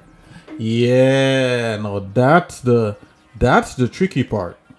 That's the tricky part. The tricky part is I don't think you can array a particle here like that. So that is tricky.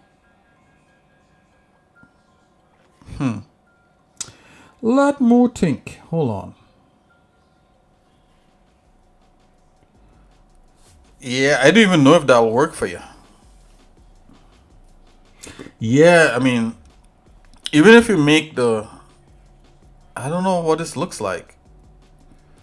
Can you send me the file? This might be me looking at the file and then coming up with a solution. So, take your time, send me the file, and if you want to, you don't have to. And I promise you, I won't make the rest of the stream about your file and your sheep. I promise you that. I'll just look at the solution. I'll tell you. I wouldn't do it. I'll tell you, and then you could move on from there.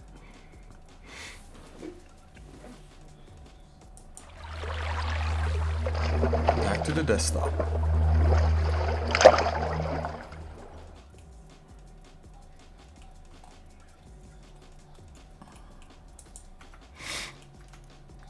Okay, guys, I just make this into one.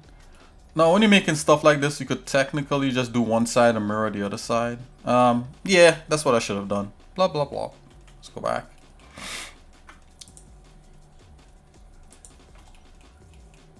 Get rid of that extra cut. Right? You want to get least amount of cuts as possible.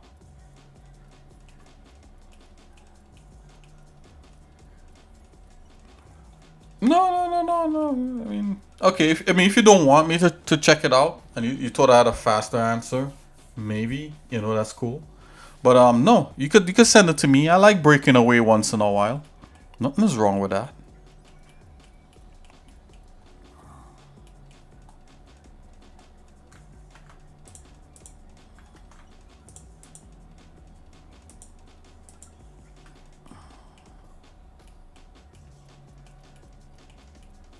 You'll experiment with it.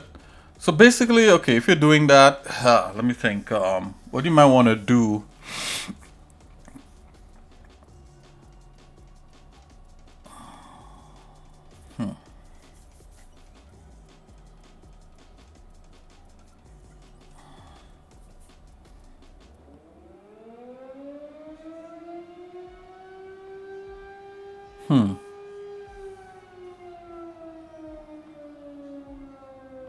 Yeah, yeah, because it may be where you could tell the fur. You could array the object. No, no, no. Then it wouldn't make it real. You might have to. Okay, so that's separate. If you array that, you might have to put. I think you have the material. You have the fur. The fur is like. I think they have the fur where it's a modifier. So you may have to do the array first, then put the fur, and then adjust the fur according to how many you have arrayed. Something like that. Or you may need to convert it into a mesh.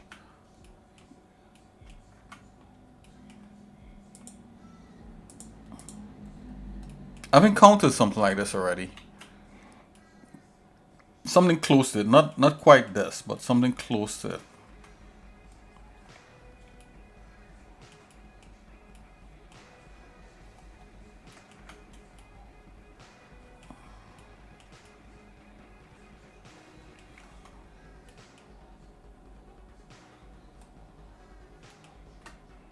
It's almost like I'm missing a couple splits here, but that's okay.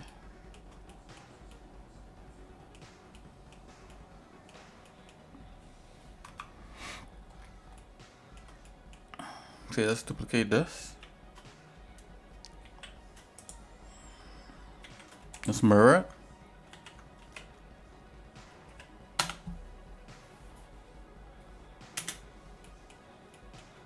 Let's put this into place. Basically, can I get rid of that nonsense?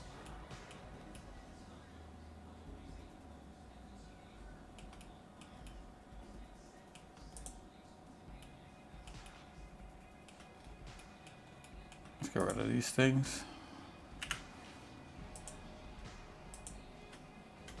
Duplicate that.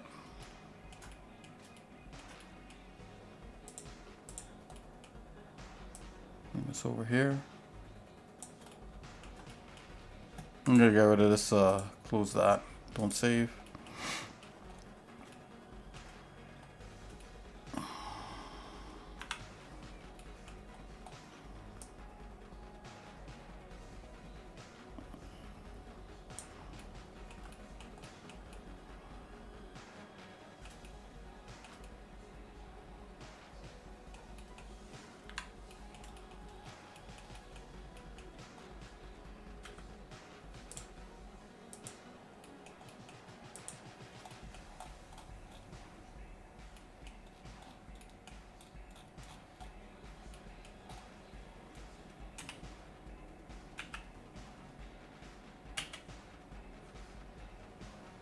Okay, we're gonna check out some stuff.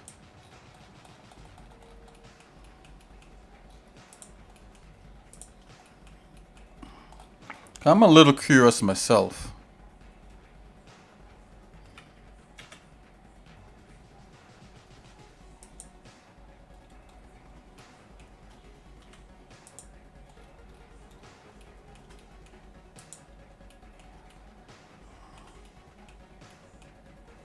Okay, so that's a perfect mesh. Now the only thing that has to happen here is for me to take these elements, right? And just using Blender, we could just add some little sculpting details. We're going to make a dense version. I'm going to try to make a dense version of these. And we're going to add little sculpting details in there just so that we could capture like a really nice looking texture. Or we could export it into 3D code, which is really nice. And add 3D code's kind of intelligent materials to this. So which one am I going to do? I don't know. I think for the walls here, I think for this wall here, I think this is supposed to be a metal structure. Metal is better done in 3D Code. Blender you could do it, but you have to like do a little trickery because Blender likes to do its metal black. And when you're doing when you're capturing metal in Blender, and you really need your metal to be more like white or middle gray. Okay, so anyways, so yeah, so that's that there. I'm gonna get rid of this nonsense here too. Okay, so this is our common element thing, and actually you just need one of that. You need just maybe, let's see, this could be in half, I'm not sure. You at least need one side of this, right? If not just a section that you could repeat. Because if you just do a small section, what happens there is that you could you could put more texture detail in that small section, and that's what we're probably going to do. Okay, so I'm going to save this off. All right, the ground is already set to go. Let's take a look at what the ground looks like. Yeah, we captured some stuff in that already. See, the ground is set to go, and I actually did I got this ready. I got the water ready for the game engine's water shader. So that's what you're seeing right here is just me setting that up. Actually, I feel like it probably could be a little bit more scaled based upon the girl here. So let's just scale this quick and we'll jump straight into what Mason has. Check that out real quick. I just want to go, where's, okay, here she is. So I'm just watching.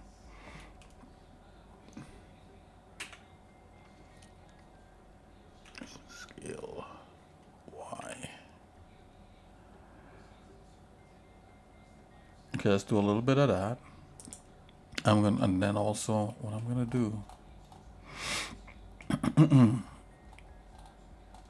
Maybe not so much that, probably more like this. Let's scale. So let's do like half like that. Let's see. Grab Y. Alright, this is not perfect.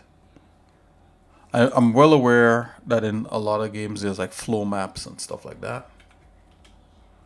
But I think in Godot you'd have to build a shader that takes advantage of it. So I'm gonna have to look into that. But for now we could just do the fast, cheap way. A flow map would help with a lot of stuff. But this is good enough. Okay, so let's save that.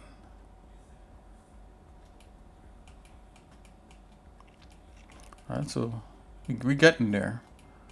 So the parts that have no texture, basically saying that, there's work to be done on these texture-wise. Alright, so we're going to use a combination of sculpting and texture. Let's save that. Okay, Mason, I'm going to check out your file real quick here. Well, as quickly as I can. Let's see here. Let's jump into that. It's done with sheet.blend. Okie dokie. Cut that. Let's put it. I actually have a Mason folder. Let's drop it in here. Mason. I'll call it array sheep. Okay. Let's put that in there. Paste. Okay, and you're using Blender 4 if I can remember. Save. Okay, so I'm gonna open Mason's file, guys. So I'm gonna close mine for a minute. Close all the concept stuff here. Give me a second. Okay. Let's open Blender 4. Actually 4.1.1. I think that's the latest release.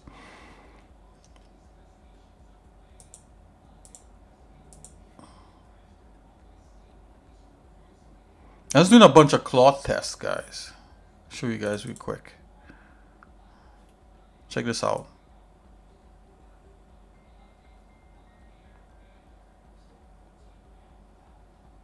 Some cloth tests in Blender.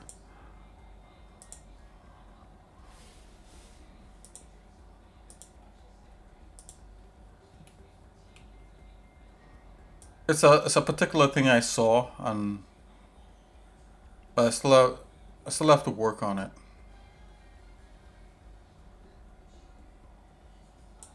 Okay, so let's jump into Mesum's file here.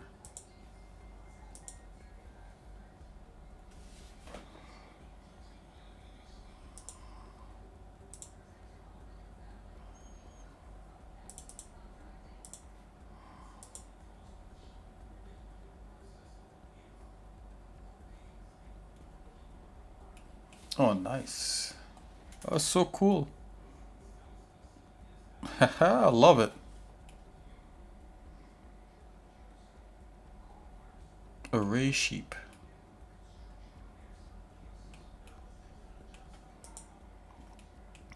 Okay, so the cool thing about having this be fur is that if the sheep goes in a circle or whatever it is, the wind could blow their fur, right? That's what you're trying to do?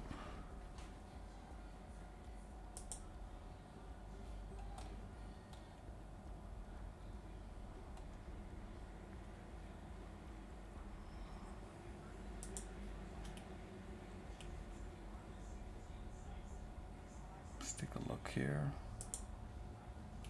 Particle system. Okay, so the array, so let's say, where's all the fur stuff? The fur stuff is this white stuff.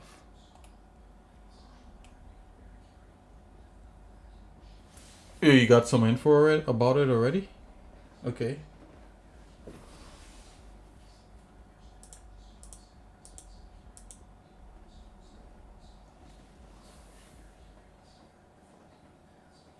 You add a plane and parent the sheep to it.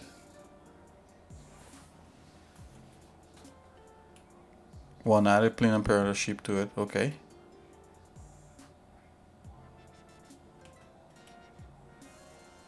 Okay, to select the plane, go into mesh data instancing and select faces and uncheck render. And add array to plane. Really?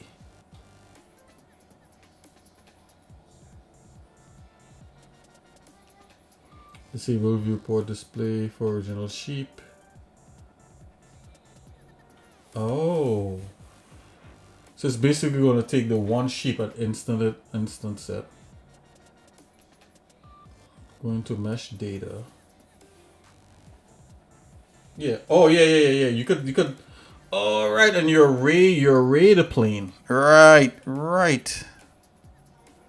You array the plane.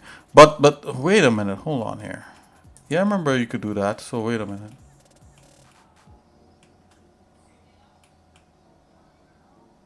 That's has to be what they're doing. They have to be arraying that plane.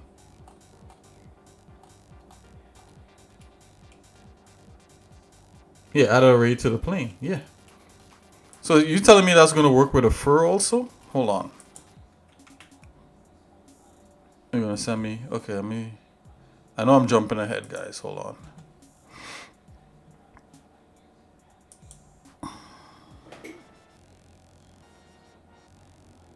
No, yeah. So that's fine.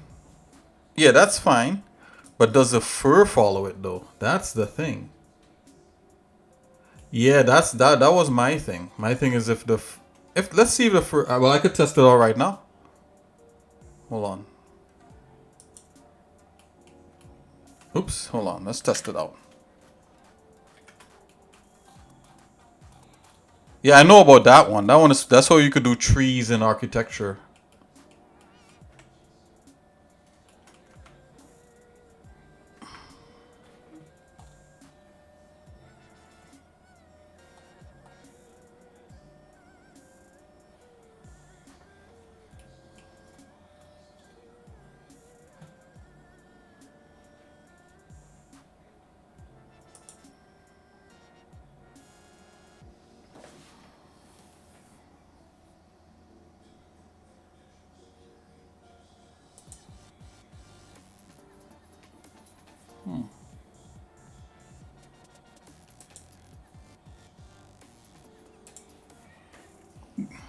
Where's the mesh data?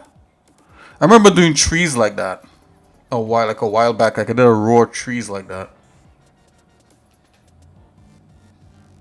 Mesh data instancing select face.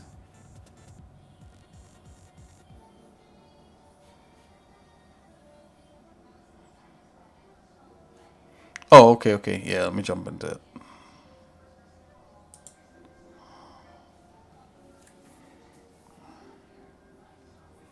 Oh, okay.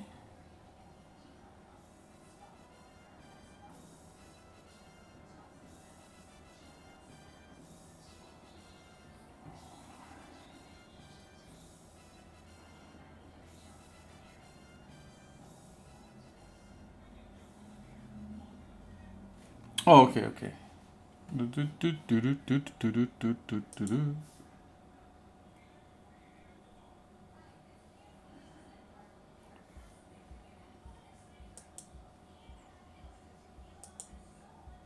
Yeah, instancing. Okay, faces. Yeah, you wanted to show up on the faces.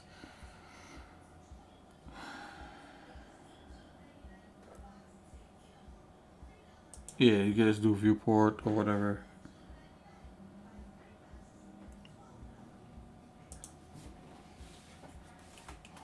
Let's see.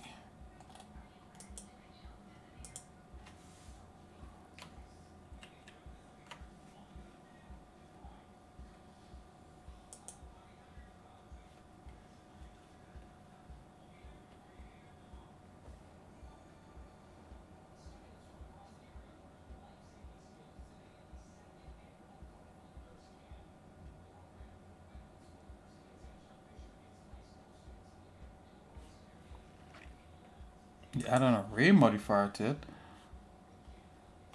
You know, I thought that.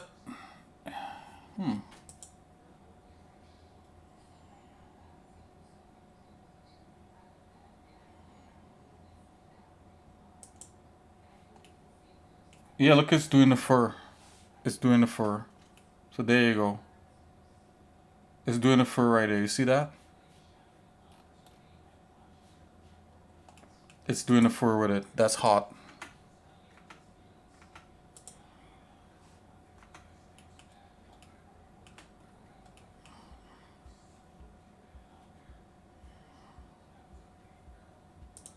Yeah, it's doing the fur with it. So there you go. That's how you do that.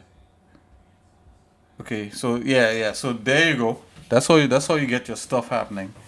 So let's see here. So with all that said, can you do a collection like that? Hold on. Now you can't, right? So let's see. Let's see how we could do this.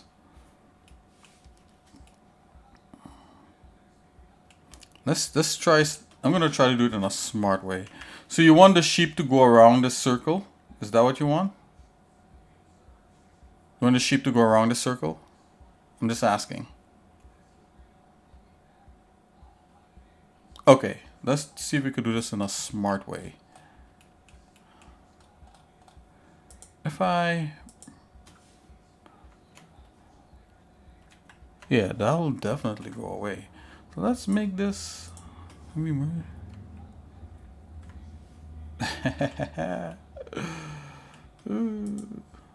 So let's make this simple. You want to be able to... Do you want all these things separate like this?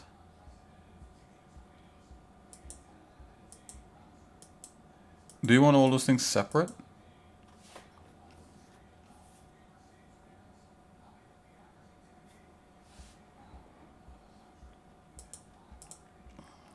Okay, I see. Okay. I'm thinking I should be able to do a collection like that, but I don't see that in there. Wait a minute, hold on. Before we merge all this stuff, let's just make the plane first. I'm gonna rotate that, rotate Z, 90, X, Y, hold on, rotate Y, 90. Let's see that. Wait, but in the picture I'll send you, it's an array of them.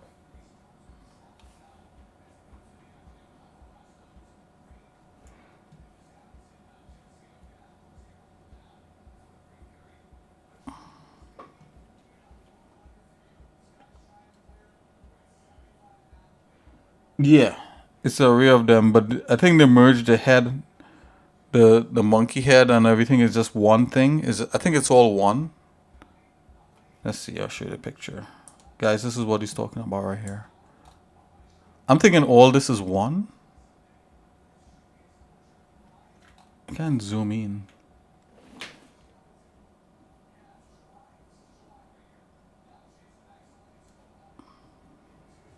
I'm thinking the monkey head and this stuff is all one. Oh, that makes all the difference. Let's check that out. I don't know why I didn't think of that first. Let's do it. That's so cool. So all that's going to get parented to the object. But the thing is, you could probably hide this object as something different. Okay. Yeah, that makes the difference. There you go. Bingo. There it is. There it is, guys. That's Mason's stuff.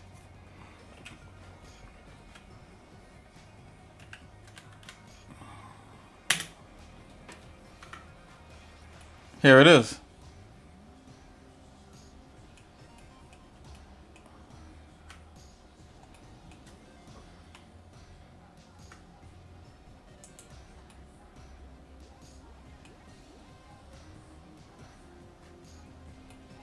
New technology. New technology.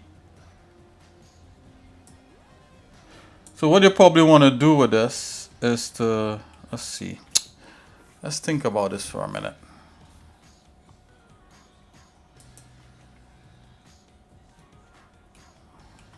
Yeah, and then from that point you could array whichever way. Like you could do something like this. Where is that? Where's that array modifier? Let's add, generate array.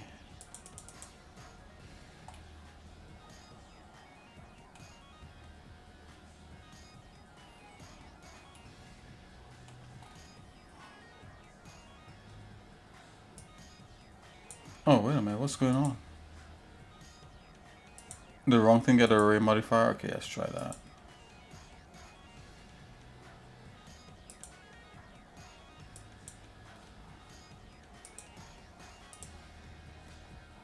What the? Did I kill the, oh, wait a minute.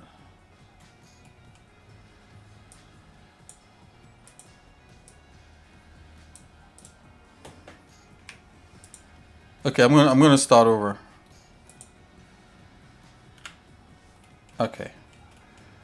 Let's try to be smart. I'll probably want to put the plane down here between these two things. Is this a little button there? Let's do that. Cursor to selected. Yep. Let's add the plane. Like, it don't have to be a plane, it could be anything, right? You could do like a single vertex. Like I have a single vertex here. I'm being fancy. Okay, so a single vertex.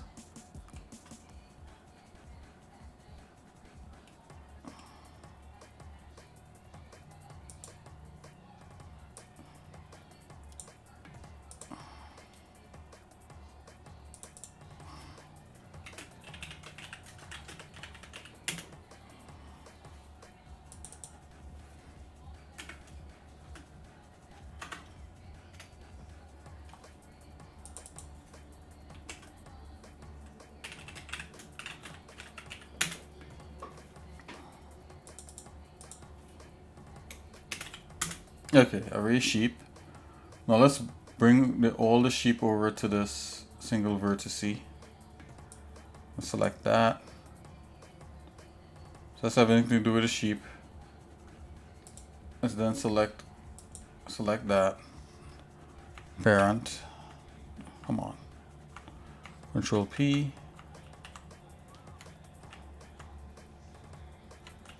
Okay, parent to object. So everything's on the single vertice.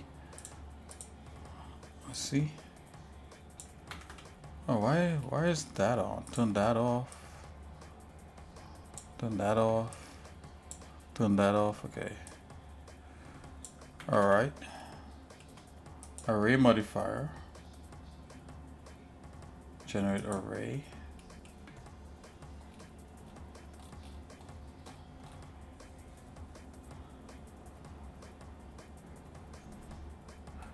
Oh, how did I parent it? I selected everything and then selected the last thing, which was the sheep, and then I pressed Control P to parent.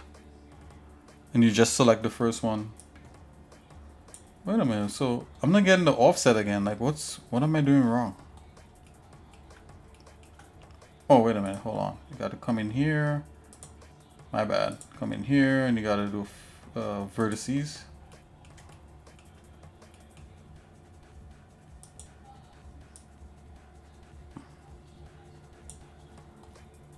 Oh, it wants to do it on a face. That was my bad.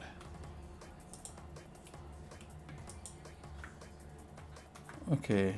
Yeah, so you probably should not do it on a single vertice. Although the single vertice is not a big deal, like. No, or I had another vertice. Okay, you have to extrude it. Yeah, there you go. I forgot about that. Forgot about that. So let's extrude. In that case, you don't even have to do none of that. Wait a minute. Hold on here. Check this out. Yeah. Wait a minute. Hold on. Let's try this. This might be even more fun. Check this out. Why not just create a circle? A mesh circle. And rotate that business. Rotate, excuse me. Rotate X.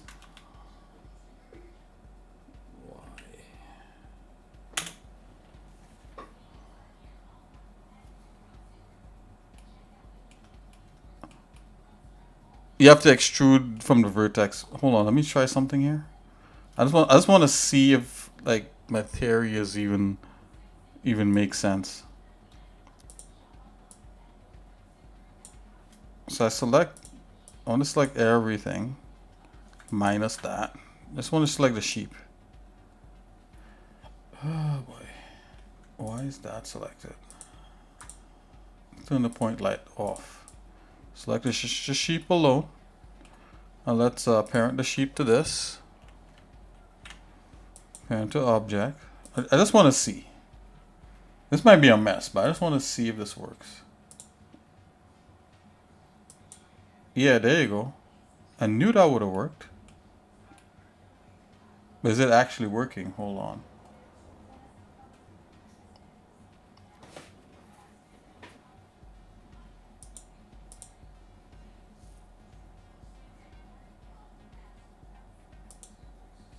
Go back to...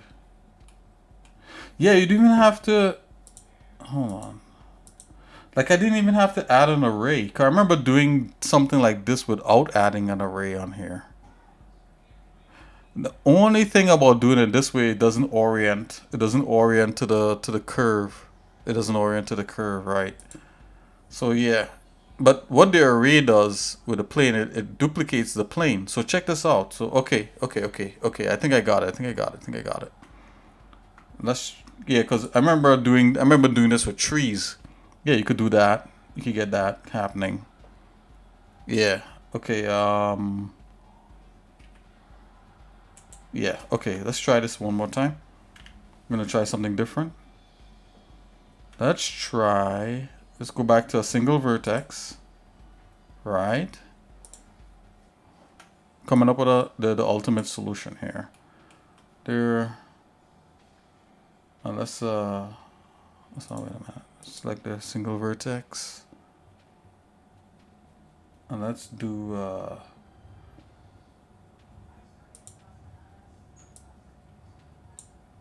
let's give it a name. It's called array sheep.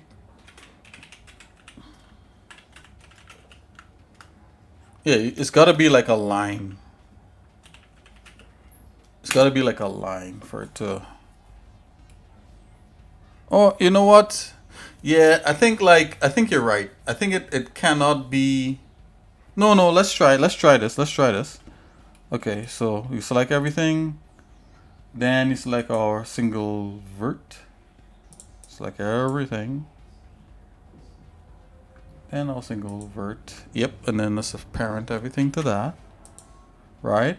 And then what you do now is you select the vertice and you go in the mesh data. You don't even need to use an array, right? You could go faces. You could use an array if you want, but you don't need to. I go vertice, right? I do it under vertex. Now you're just gonna select the same vertex back and you're just gonna extrude that. E, and you're gonna go extrude along the y-axis like so. See that? That makes a sheep on each vertex. Yeah. So grab Y, and then what you're gonna do, you're gonna subdivide this vertex. So you're gonna right click, subdivide, and then you get another sheep. Subdivide again, you get another sheep. You know, stuff like that. Yeah, boy. Let's delete these. Shift X. Okay, so I'm gonna go to the top, to the side view. I want to view this properly. And let's just move this, grab Y. Let's just move this all the way out and just subdivide this to Kingdom Come. Right click, subdivide, and even have a subdivide the number of cuts here. By X Nicky's head, I'm gonna increase the number of cuts. Right, without putting an array in there. Right, now let's bend this to a curve. So you should be able to do that in here. I'm gonna right click, I'm gonna make a curve, a circle.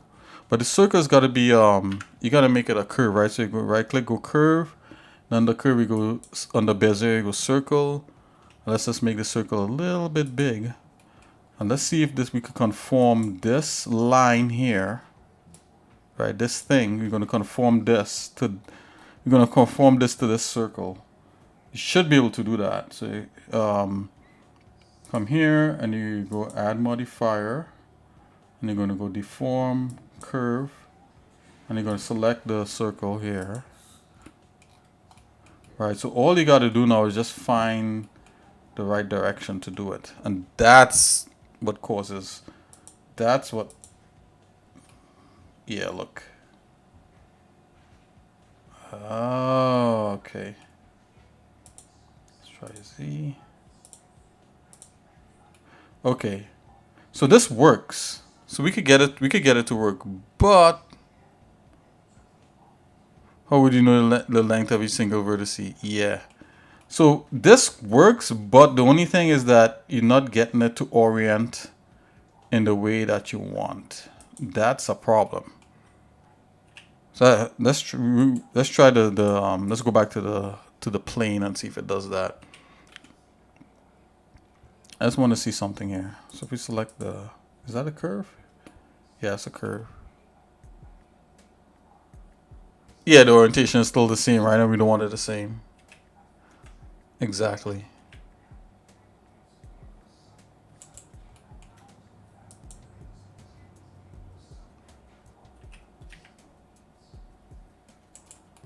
Weren't I able to like rotate my curve? What is going on here? Hold on. Oh, is that my curve? That's my curve. Nope. Yeah, look. That works. Hold on. Aha, we're not able to rotate it. Okay, I see. Oh, you would need a separate node to rotate that.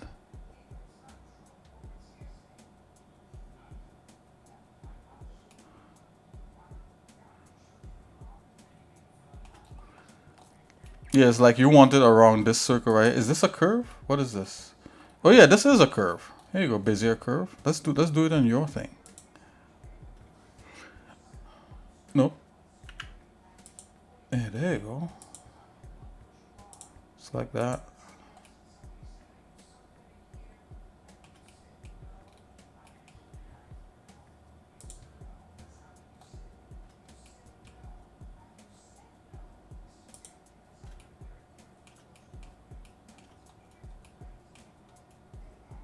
Where's the center of this thing? Is in the center? You would want, before you rotate that, you would want that flat. I know what you're trying to do.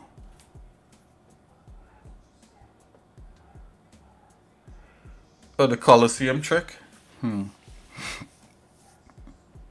Yeah, yeah. Yeah, let's go back to the plane.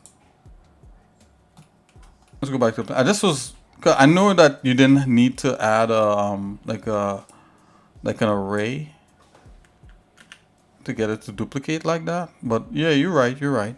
Let's delete that. Let's get out of this.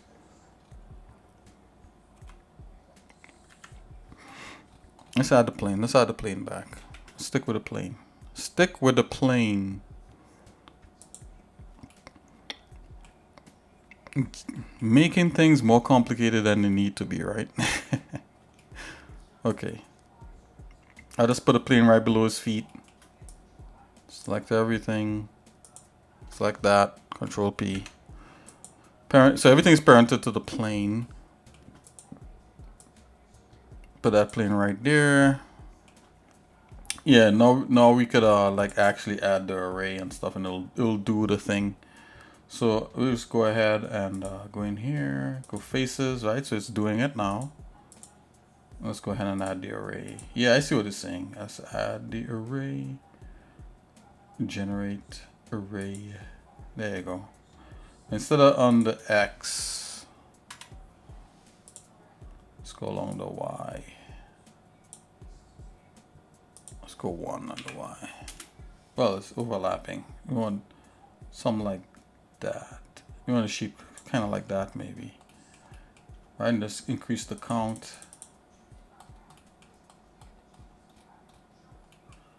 Maybe just increase the count. And then let's add another modifier, the deform modifier, the curve. And let's select your curve. Alright, we just need to tell it which direction. What is this extra stuff?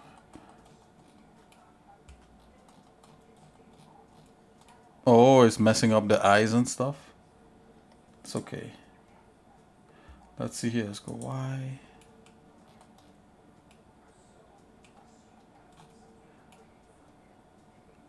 Yeah, that's all over the place. You probably want to like let's start with this. Let's zero this out. Like when you're doing this stuff, like when you first do this stuff, you got to do it on 0, 0. Like because like it's to do with like pivots and where things are. It's like I'm putting it on 0, 0 and things are coming together a little bit. So this is a good little thing here. Yeah, even how this is done. So let's redo this. There's a plane. Let's try it again. Ideally, what you want, let's delete that plane. Ideally, what you want is this to be, you want everything on 0.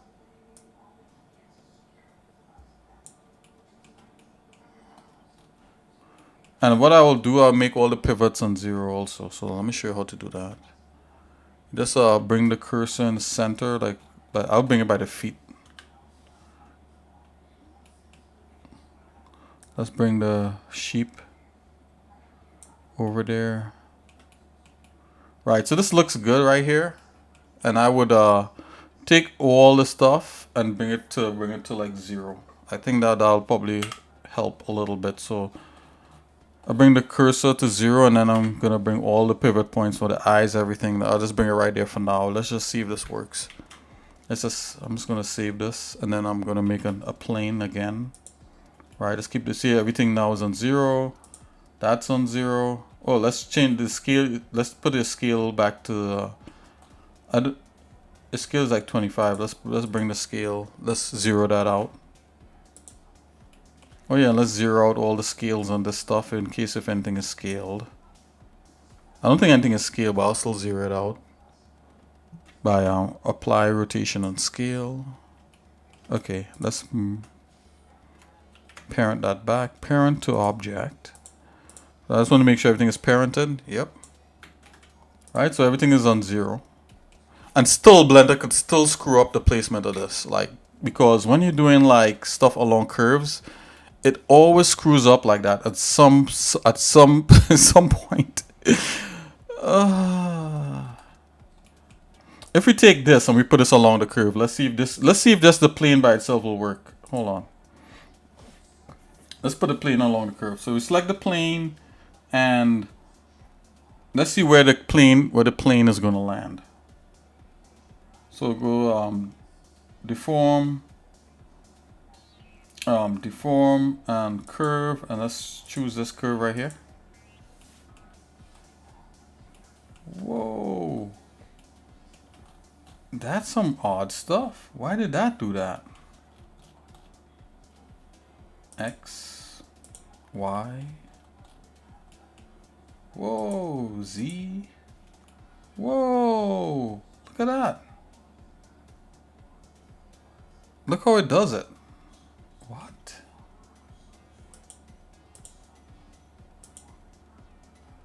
Okay, so let's, maybe because something is parented to it.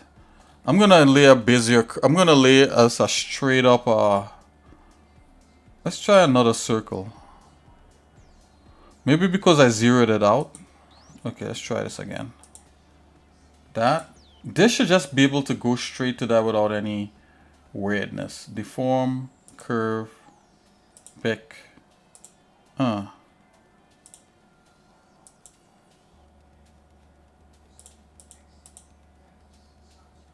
Moon.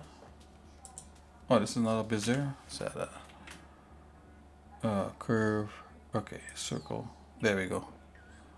Let's scale that. Okay, now we could do it. Curve. Okay, look what it does. You see? You see that? Ah, it's warping it. Look. You see that? You see that? Like maybe because I zeroed out your thing. Now it's doing it. Let's take that. And let's yeah, cause you had yeah, cause I was like 25 or something. Okay, so let's grab these. So the plane now, we're gonna do that instance thing. Face. Okay, here you go. It's just sheep on there. Okay, we're getting somewhere.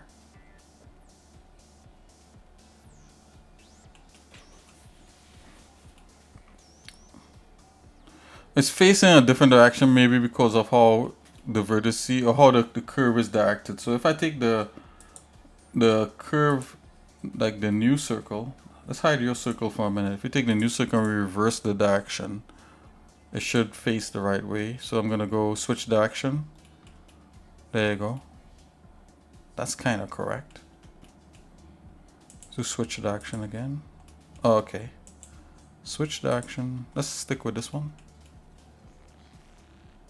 Okay, let's try for the array.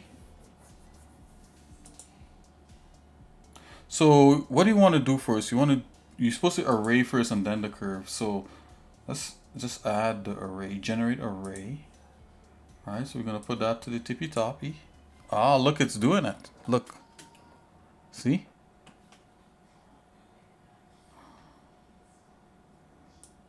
Right, wants to stay in the X axis, right? And we could always rotate the sheep and all. Okay, we could work with this. Let's see here.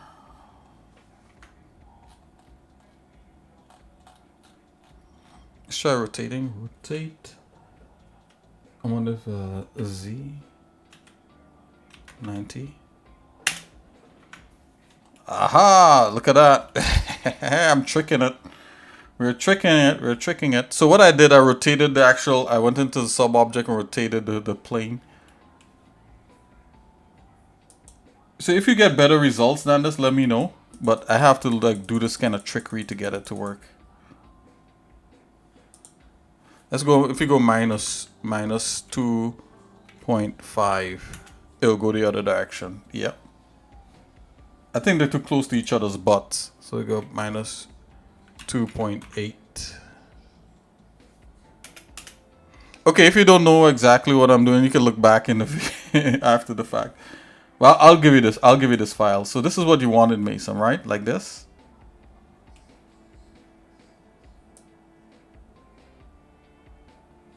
like that. And I think if we rotate the plane, then we could get it to face in the correct rotation. So let's open your circle. Bezier circle. This is your Bezier circle here, and your circle was tilted. Yeah, your circle was tilted, right? So let me bring up your camera until I should have left your circle the way it was and just use my circle.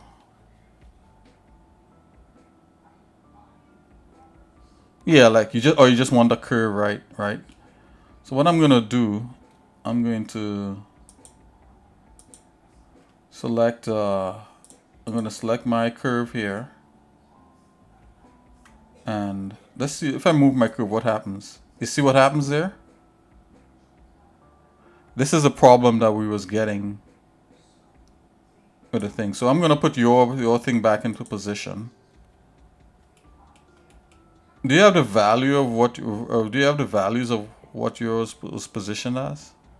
I could kind of do something, I guess.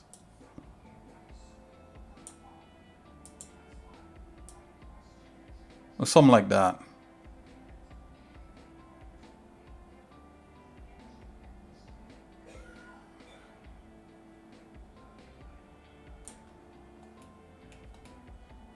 Yeah, rotate the y-axis, like how much you had to rotate it. If you look at yours, it was like 30 degrees or something. Okay.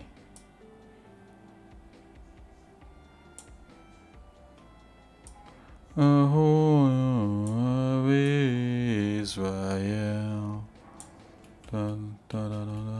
Okay, we're gonna try to do mines the same way.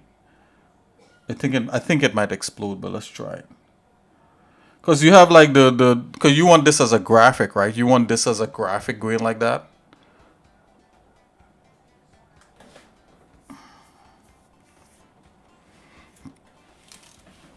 I didn't move your camera though, so let's rotate.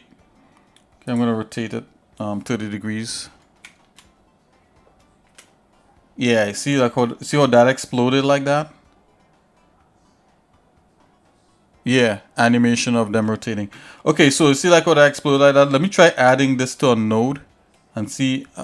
Keep saying node and empty and see if the empty will work. Yeah, that's why it was messing up before. So, but let's add an empty and let's parent everything into that empty. So I'm gonna take the Bezier and put it into that, the Bezier and the plane, and put it into that empty as a parent. So let's put it, the empty is at 0, 0. I'm gonna parent it to an empty. And now let's do the empty. If we rotate the empty, everything works. Look at that. Oh my gosh, thank God.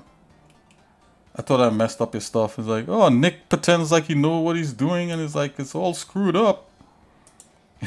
Let's go here. What's this? X. X is this. I'm gonna copy. There's a way you could copy values from one object to the next. I can't think of it right now. I think it's just link. Yeah, like come here, you select that, then you go link, and then you come here, object data. It could be object data. Whatever, I'll just copy it. I'll just copy the thing. Oh, can you right click on here and do copy? Alright, whatever, let's copy and paste. C V in there. Huh. Is that really where that goes?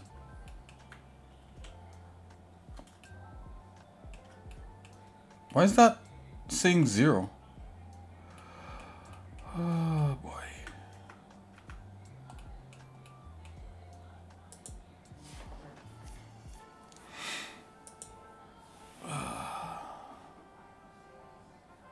Why is that zeroed out?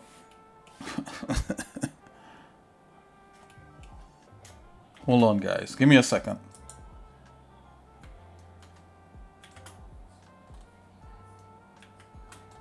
I'm gonna fix this.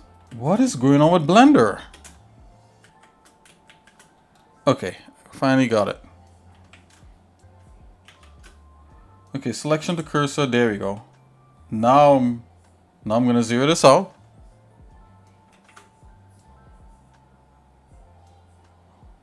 location. There we go. All right, now I could copy this from this. Boy.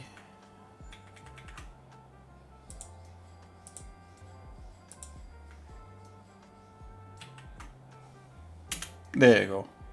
Finally.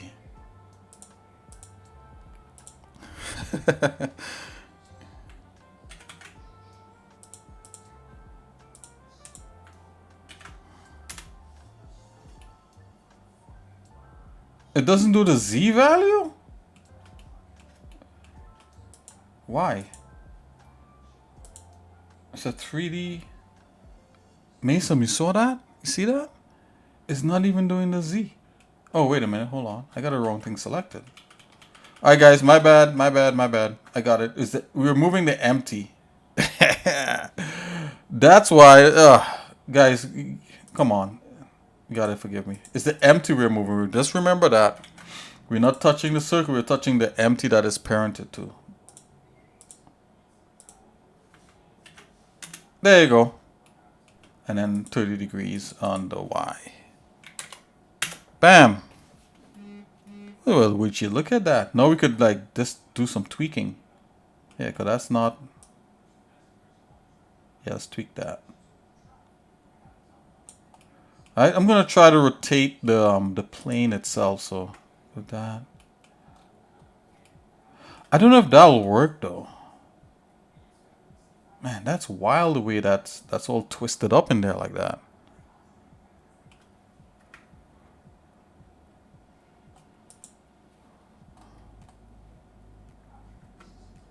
Let's try rotating. Rotate Y.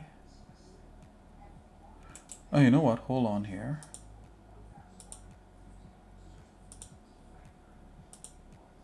Yeah, boy. Yeah. Could view all that. Rotate X. Nope. Rotate Y. Yep. Rotate Z. Yeah, it doesn't want to do it. Rotate X.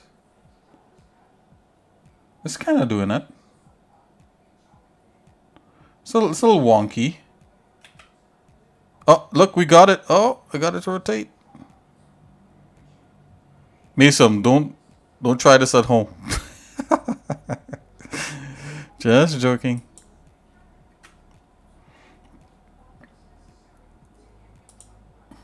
Mason was like, "Oh my gosh! Like, how am I ever gonna?"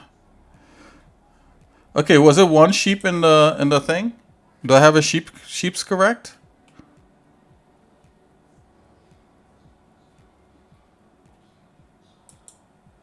Mason's like, how am I ever even going to do all this? Don't worry, Mason, you can do it. I have faith. I have faith in you, sir. So basically, what Mason is trying to do is, hold on. Let's get the local on that. Rotating the Y. This is what he wants, like that.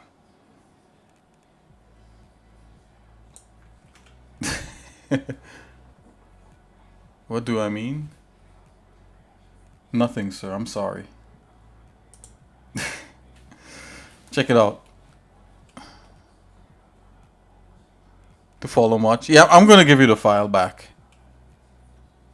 Yeah, this is wild, man. Like, I learned some stuff here too. You know, I learned some stuff here for sure. So what you want to do is to rotate this this empty right here. I'm gonna make it into a cube so that it's easy to see. Cube it. You want to rotate that cube, and you want to rotate the cube in the local, in this local axis here.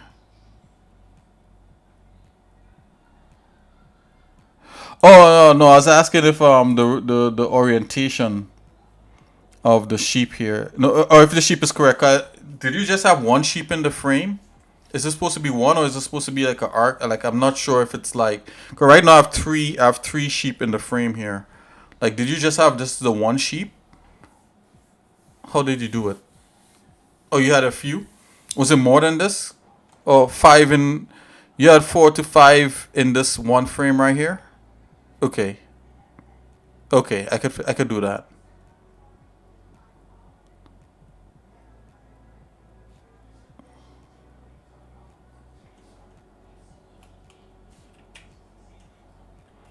I'm trying to set you up for success here.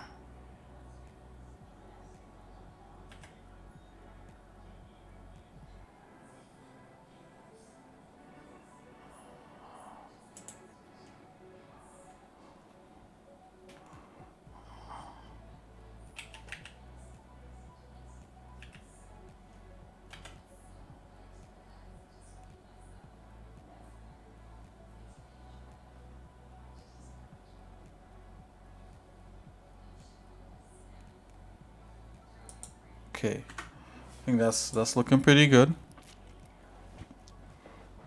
And you have 45 in the one frame here. So I just want to get this as clear as possible here. So if I do a pass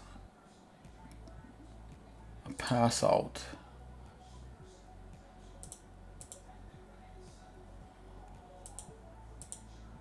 All right, here, viewport. Let's do a pass out. Let's do that. So is it supposed to look like? Hold on. Let's get a little animation. Scrubber, little timeline. Oh yeah. Let's bring this back to 0 or 1. So 45 in this frame here, not just 3. Okay.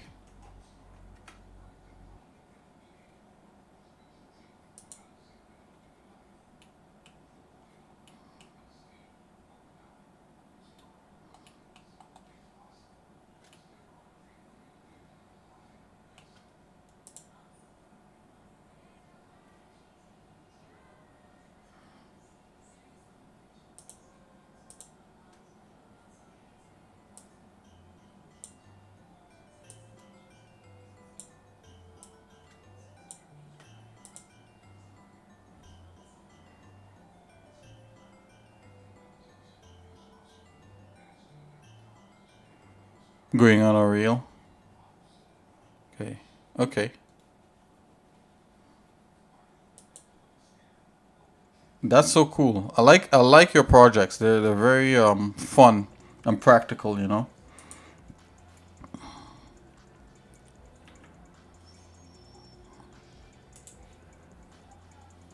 Hold on here. It's like the first circle.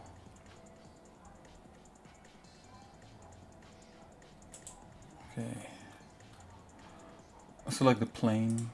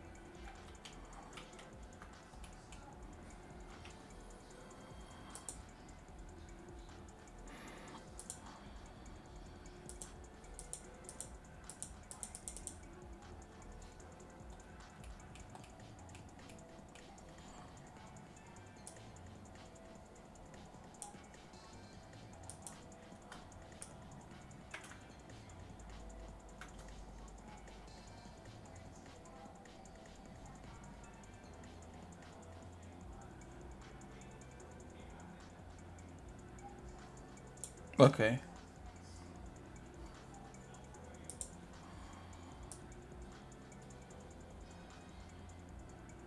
There we go. What exactly am I tweaking now? I was just trying to get your 4 sheep in the frame. So I was making I was making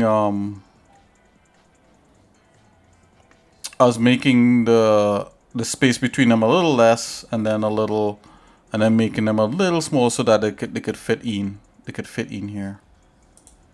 So now all you gotta do. Yeah, I was scaling the plane. Is that right or no?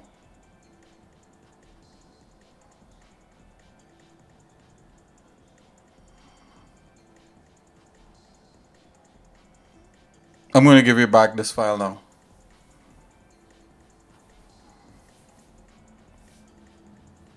Oh, it looks great. Okay, cool.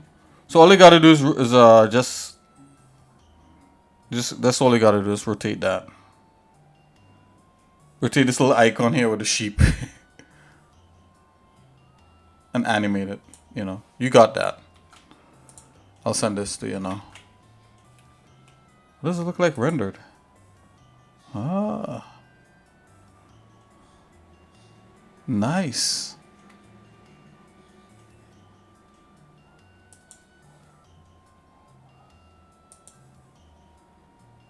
File, save. Okay, guys, so that's it for Mason stuff. I'm gonna send this to him, and we're gonna continue working on some of the, try to get some of that level happening again. That was a fun little you know, that was fun. I wouldn't say fun and little. It just was really informative. You know, it's really, really informative.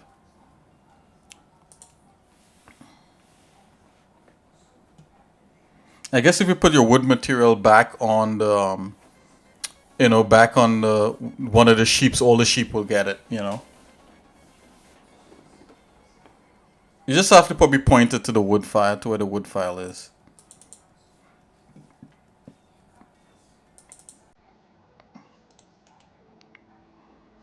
Wow, so I learned something new. If I want like here to follow stuff in an array, you could just do that in Blender. Wow.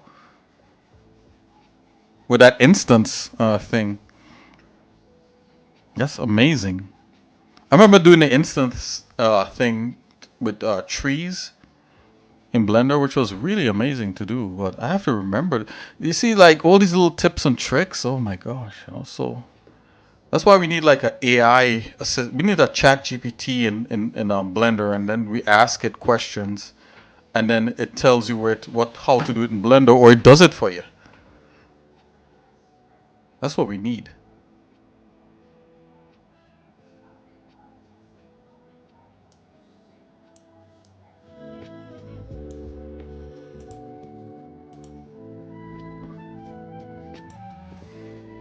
Now I put the usual underscore XSI next, so you know it's the file that I updated, so you don't mix it with anything else that you have. Hold on.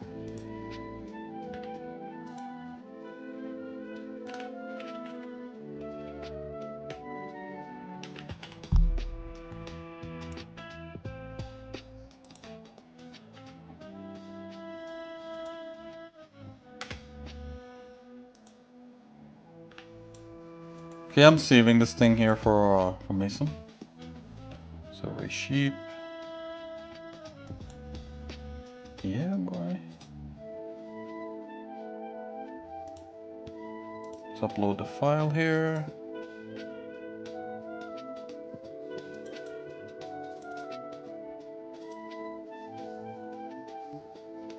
That was a little bit of a tricky minefield, though.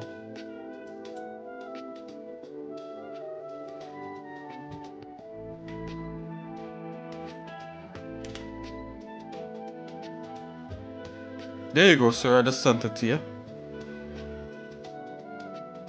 Okay, guys, I'm gonna take another little break. I'm gonna come right back. I'm gonna take a look at we just built like that wall there. I'm gonna take a look over that environment and see what else we could do to it, and try to bring it home. Okay. Yeah, no problem. That was fun. Thanks for sharing. Every time you come on here, you share something like that, and it's really interesting. And I think I learn a lot of stuff from it, and a lot of stuff is good refreshers. You know, it refreshes your mind, and I think, you know, other people out there would appreciate, you know, that kind of thing. You know, like remember when I did it along a vertice? That's what I remembered about doing the trees. It was like you just need a single vertice, and the trees just extrude that vertice over and over, you know, in like a line, and the trees will follow that. I mean, that's crazy. Blender is amazing. Okay, guys, I'm gonna go over to the chat here with XNiki, and I'll be right back. Okay, stay tuned.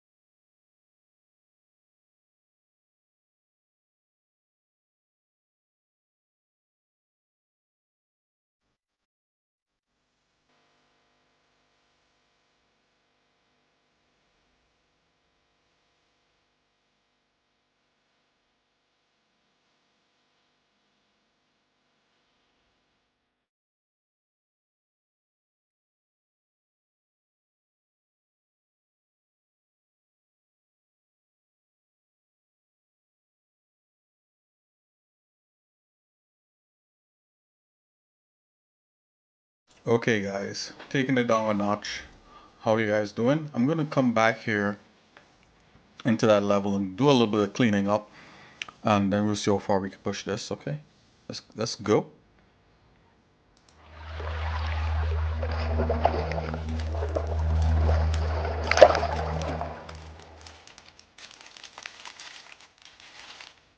Okay, what is seen here is that I'm trying to clean it up, so I'm just gonna put on this. So I got these two pieces of terrain here that I want to make sure and trim real nice and clean. I mean, it's a little bit of a waste of UV space just to clean up these little ends, but I want to be able to connect it to another part of terrain, so or another part of the level, so I need to do a nice clean cut. Although technically you don't need to do a clean cut. It could just be something rough that connects to something else. But in this case, I'm just gonna do a clean cut.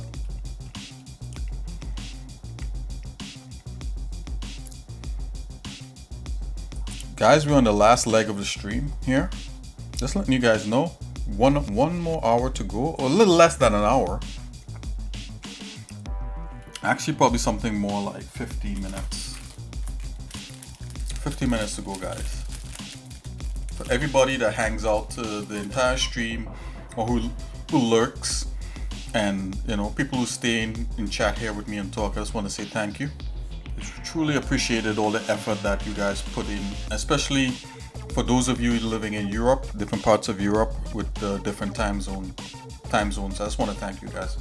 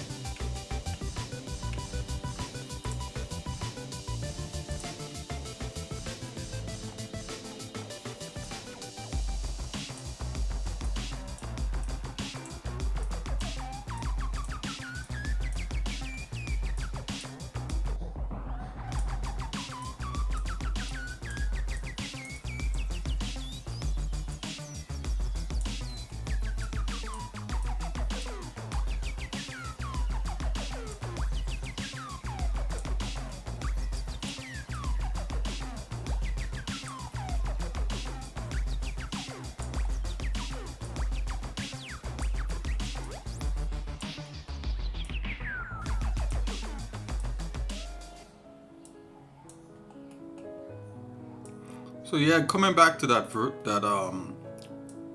putting stuff on top, having things conform to curves. When I did that for Mason, right? Like, I don't know if you guys noticed that when I pulled, when we moved the curve, everything just went kind of wild. And I think that what trips a lot of people. It used to trip me up a whole lot using 3D Studio Max. That sometimes when you do all these curve things and you expect things to just adhere to the curve and move freely, and all of a sudden stuff is flying all over the place, the things don't want to act right. Oh man, that used to drive me up a wall, guys. You know, this is like literally a personal thing. Like, it used to really get me pissed off back in the day, when I try to like do certain kinds of work and that kind of thing, like animations. We still have to do a lot of animating along curves, a lot. And when the curve, when it wouldn't act correctly, we used to wonder like, what is going on? And you know, almost every 3D program has that behavior with curves, and I think it's to do with things not being things being too far from the origin of the 3D viewport. Things, you know, with weird pivot points in different places. You know, it likes everything in the middle when you're doing that kind of stuff. And yeah, that stuff used to just always drive me up a wall. And I knew something trying that in Blender, like the way that Mason wanted to, would have. I knew something would have, you know, come up, basically. Not that anything should come up, but just, you know, I just knew the nature of like doing that kind of curve stuff, especially when you want to animate along a curve, and I was like, ooh, you know. And that could be very discouraging for anybody. It used to discourage me a whole lot, man. When I started to do complex pads for like vehicles or like ships and stuff, like, oh. But, you know, after dealing with it for so long, I just kind of gave up and like, you know, okay, if I'm doing anything along a curve, it's going to mess up and I got to find a way to fix it. Basically, I came down to that point. And I don't know if it was on here. At some point, I was trying to do something else along a curve, and it just was completely screwed up. It just would not fix itself. I forget what it was. It was, oh, you know what it was? I was showing Mason and I think King Demurley, like one of the first animations I ever did in 3D Studio Max, and I was trying to do it in Blender. And for the life of me, it kept screwing up. It wouldn't make the cylinder go along the path. And that's the most basic thing that you could ever want, ever. It literally makes me feel like to try it again. Okay.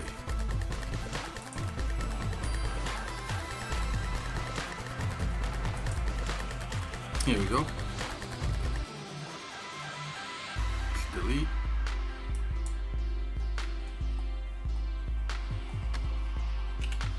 Invert this. Let's delete the extra. Vertices this time. Okay, that's looking pretty clean. Yeah, that's a pretty clean cut. Let's continue cutting this.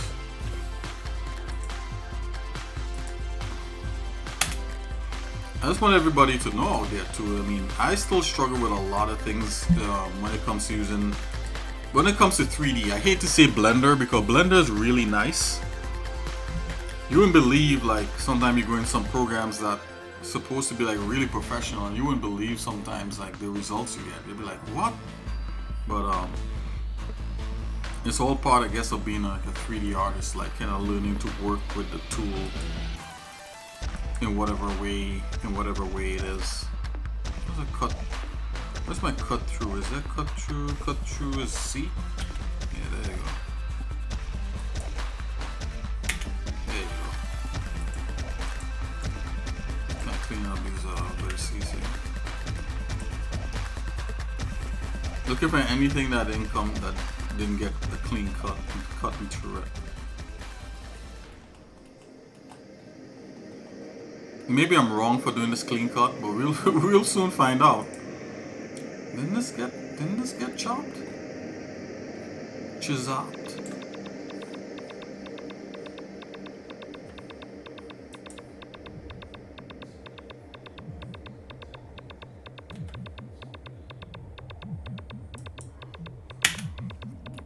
So there's different modes for the knife tool. I don't know if you guys notice. When you use the knife tool, you just have to look to the bottom of your screen here, and you'll see different options for the knife tool. Now I'm using like something called cut through. So press knife, and see to activate cut through here in Blender, you have to press the C key. So I'm going here and I'm pressing the C key to activate it, and then stopping it right here and clicking, and then it's going to cut right through the mesh, no matter what. Even if it's overlapping, it's going to cut right through, and that's exactly what I need. Let's do that. Let's delete these extra vertices. Yep, everything comes up. Like, look at this mess right here. I gotta look and see what this mess is right here. Like these little nests, you know. See another thing where I have to cut through the mesh.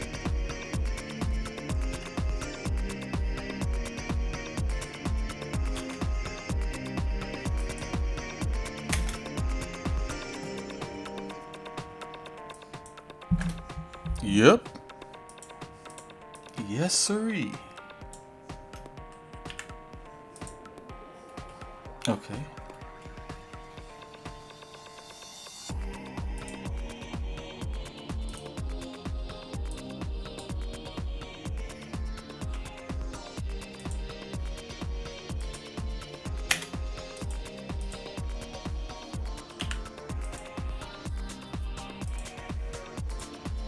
Okay, let's take a look at what this is happening over here. Yeah, I had a mind it was something like that.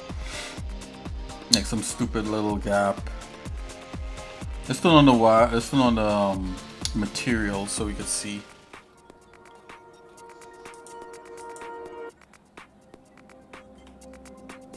Yeah, it's just like extra stuff.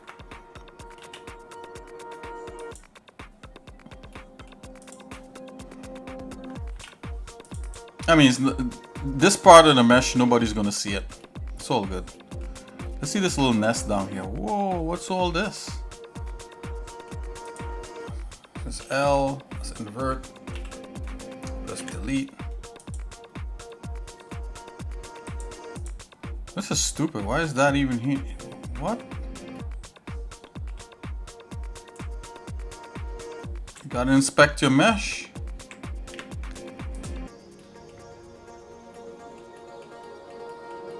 That's a cleanish line. Oh, there's like a... Oh, that's what this was. There's like a hole leading in there. Oh. There's all kinds of atrocities going on with this mesh.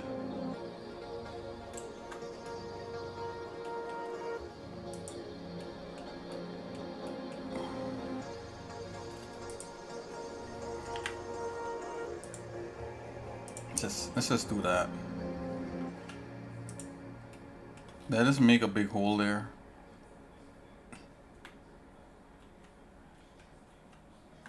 I think I did. Whatever. Nuke the site from orbit.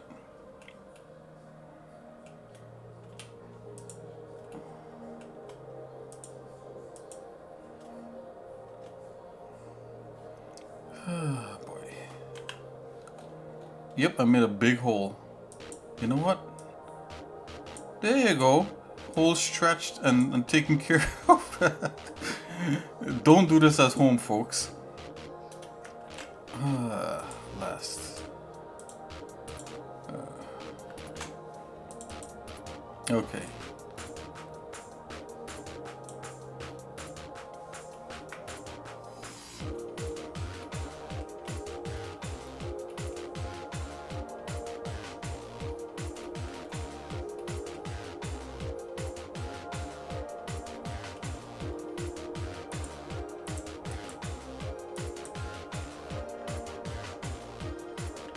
Okay, so that was, let's get out of here.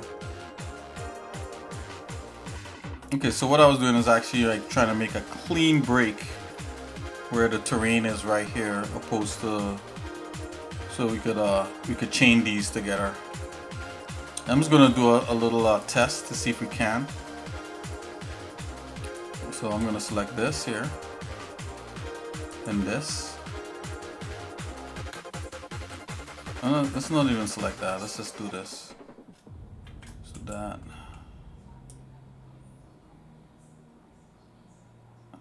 Oops.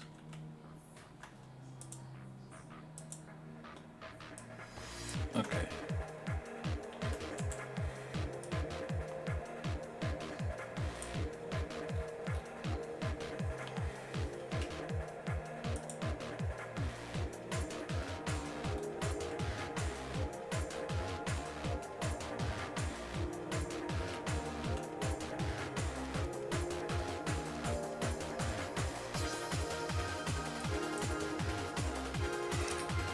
Excuse me, guys.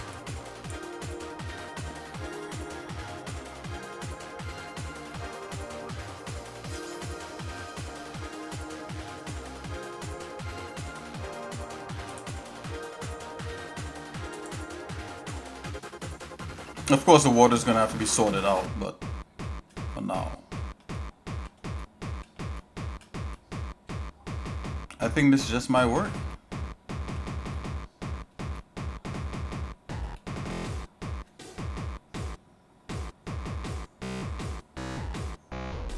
Yeah, we kind of want to make sure this is somewhat okay before we continue. And it is. I'm going to delete this. Okay, let's go ahead and save.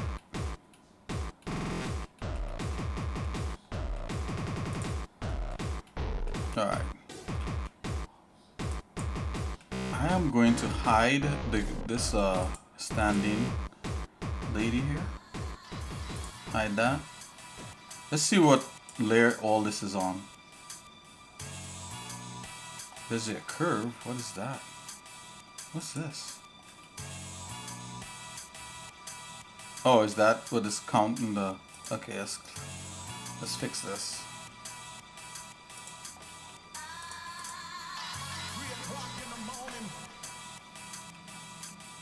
Save.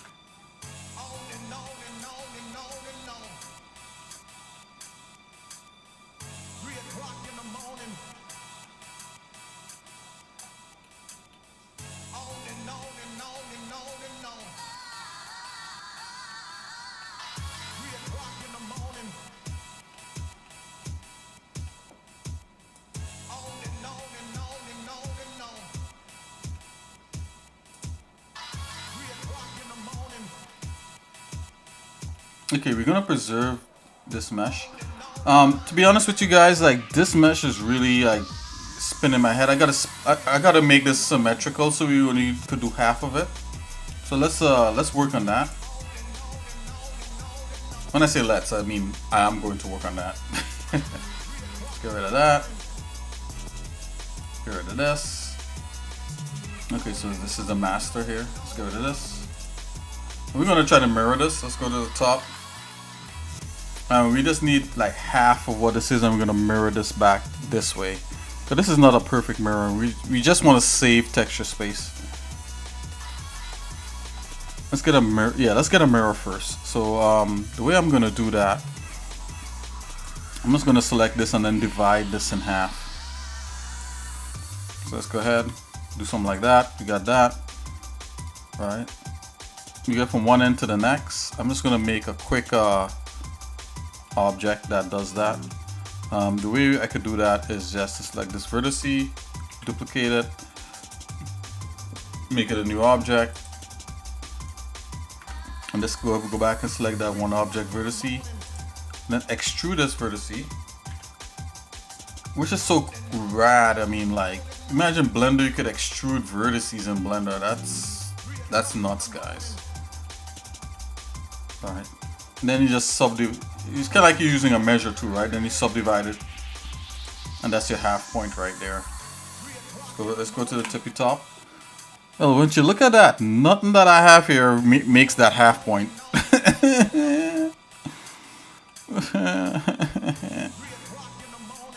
We're gonna have to make this work somehow. Ah boy. What do we do? I'm gonna have to like find a way to reorder this. Give me a second, guys. I gotta think about this for a minute.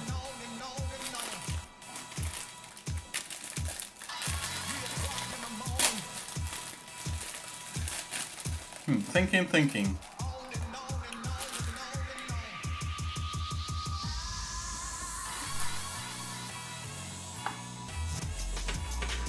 Okay, I think I have an idea.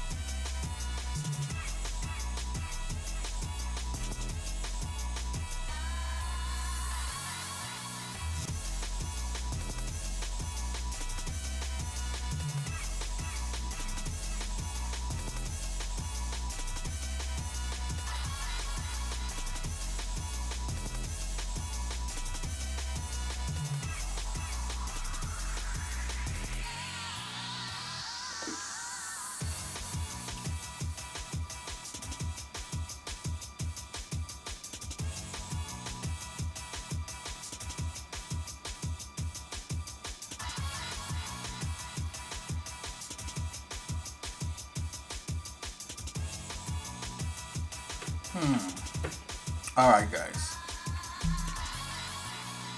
No, the only thing though is that I think I may not have a solution for this.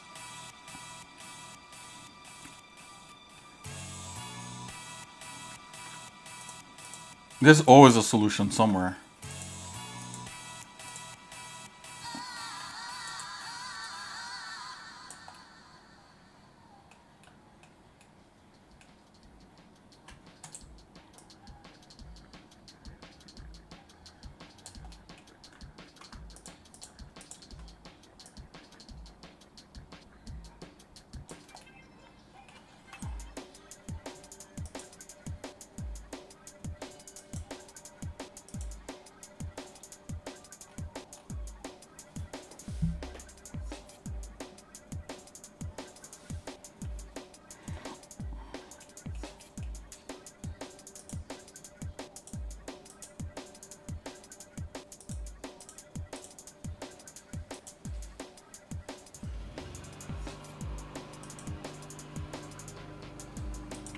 Okay, I'm gonna change this into a wireframe so we could see right through this. Oh, there's a lawnmower going on outside. Somebody's mowing the lawn at 7:30 at night. I'll just shut off my volume so you guys don't have to hear it all the time.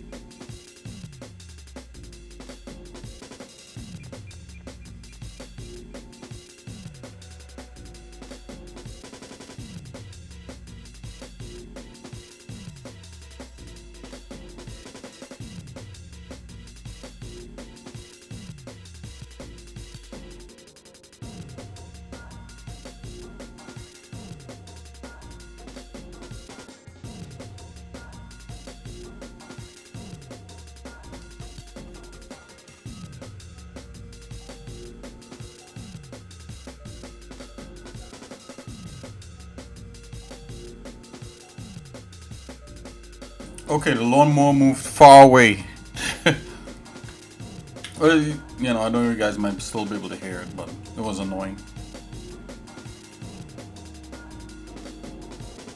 The thing is, they're already mowed outside. Like, wow, what are they doing mowing so late? Who knows? But mowing grass could be a lot of fun.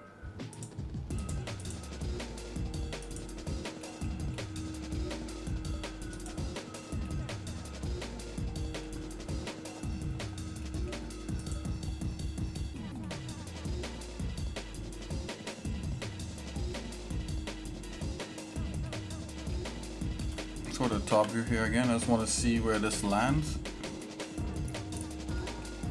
Yeah, see, this doesn't, because this overall thing is not centered. That's the problem. Why isn't this overall thing centered? Let me think for a minute. No reason. We could center it. Grab X. Now we could center it. Really get in there.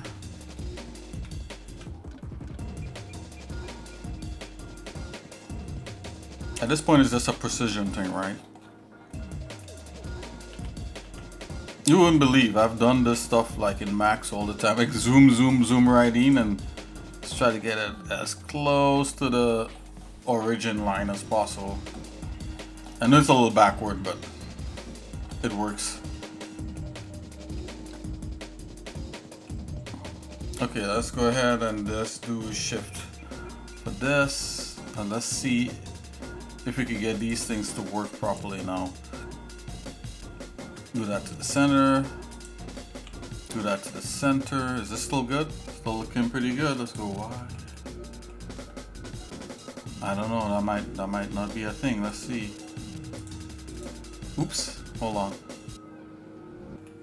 Yeah, that looks odd. No, that's how it's working. Looks odd, but that's how it's working. We're gonna have to fix that a little bit. Okay, let's do this one. Let's do the other side here.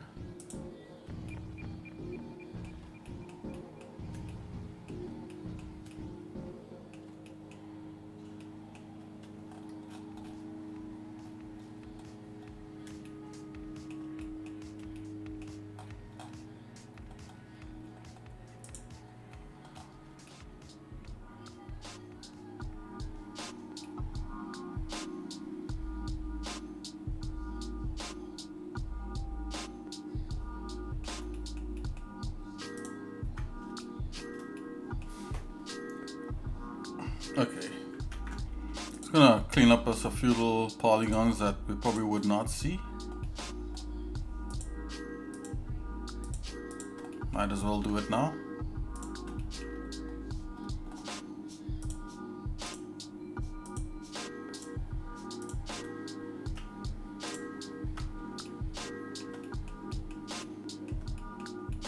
Okay, the only concern I have is because this wasn't really sculpted with this kind of way in mind, but we can make sure that the character doesn't go up past here. So it should work out. It's not the best, but sometimes that's what you gotta roll with. Okay, so we got everything nice and squared away. This is in the middle. We can get rid of that little helper object. Making it nice and neat. Okay, so then you may ask, what else should we do in here? Well, I could tell you. We could start sculpting. So we could sculpt this thing here, and we could sculpt this one piece right here, this little part, the half of this part here. The metal we could leave, and we could actually put a metal material. So let's do the metal material first. I think with a metal material, let's jump into shading. Take a look at what this looks like.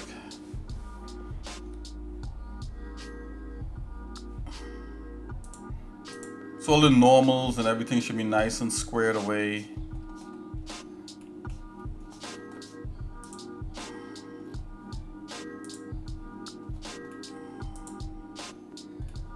Let's leave that up in there. So this is my material shader stuff that I've saved so far. Let's see if we can get something that'll work in here. Let's go ahead and hit render on this. It's gonna go ahead and save. I'm gonna take the burden off of my my main GPU and just keep it on the secondary GPU. Viewport, I'm gonna go to 64 denoising. I'm at 64 samples and a little denoise. Let's just bring this over here like so. Let's take a look. Let's do this. Let's hit a little render and see what we got. Okay, here we are, guys. Yeah, so that's looking pretty good. We could, for now, we could hide the water level. We don't need that right in there. Looking nice and sharp and clean.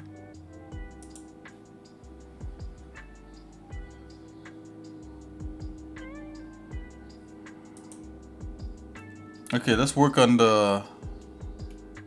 So I could do a rotation here. Let's work on these this metal piece right here.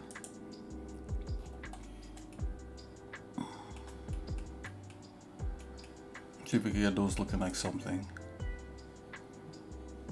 Okay, so I'm gonna unwrap these. I'm gonna go into the UV editing. Alright, so it's just one side section that we have.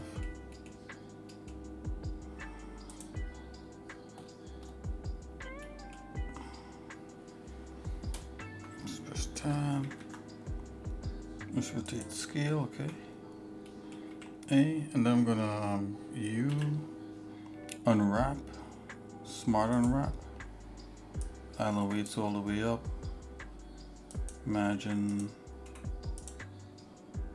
correct, aspect ratio.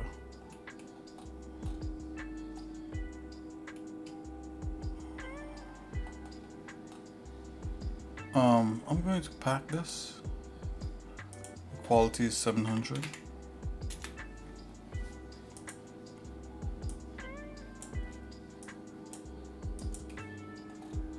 Here we are. I'm gonna break this up.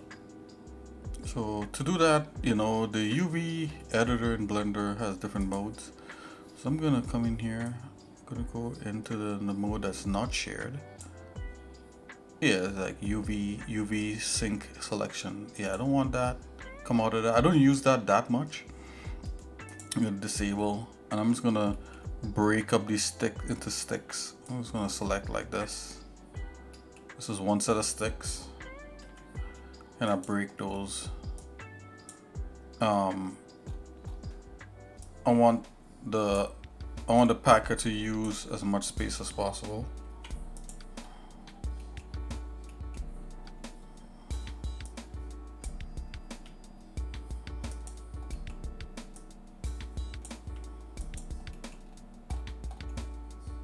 Okay, so I'm going to select everything now and let's go back to pack.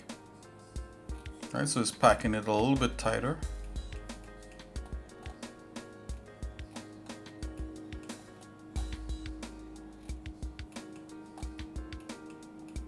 Another way too, you could do a light pack, and the light pack will just pack it, just fill up every little iota of space with this stuff. Just, you know,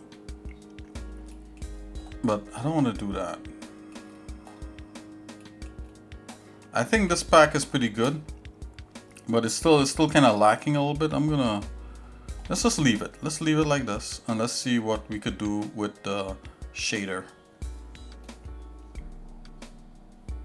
Ideally, you could technically just do one of the, like just one strip like this, and then you should be able to just copy that strip over and over, right? You could do that, but you know, at some point, you know, you could like then you could like not do that. Then you could like cut this in half and let's do a top half, and let's just do a little chunk. Like, let's keep it simple. Later on, if you know, if in the game we want to do like a HD edition, we could do all that stuff. You know, if the game becomes a hit also. You don't even know if it's going to become a hit. So you just want to do things as straightforward as possible, I guess. So okay, so I just did a UV thing on that, so that's nice and UV'd up, and we're viewing like an actual rendered viewport here. This is an actual rendered viewport, right? This is what Cycles is rendering. So we're going to take a look at what this how this metal is going to look. We want this to be metal. Okay, so I'm zooming in as much as I can to a point. I'll do this side here because the light is directly on it. Oh boy. Hold on guys. Okay, so I got this. This is selected. Sometimes you just want to give these things a name. Let's just do F2 here. It's already called metal ribs. Let's call it metal rib, just for one. Okay. I am going to use, so I have different materials that I made here in the past that I've used throughout the actual project.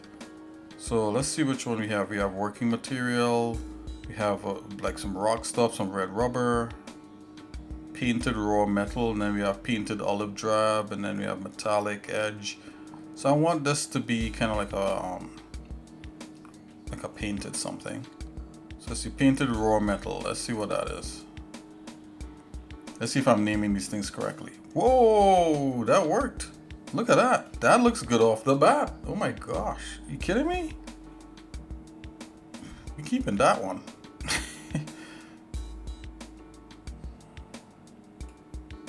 Yeah, boy.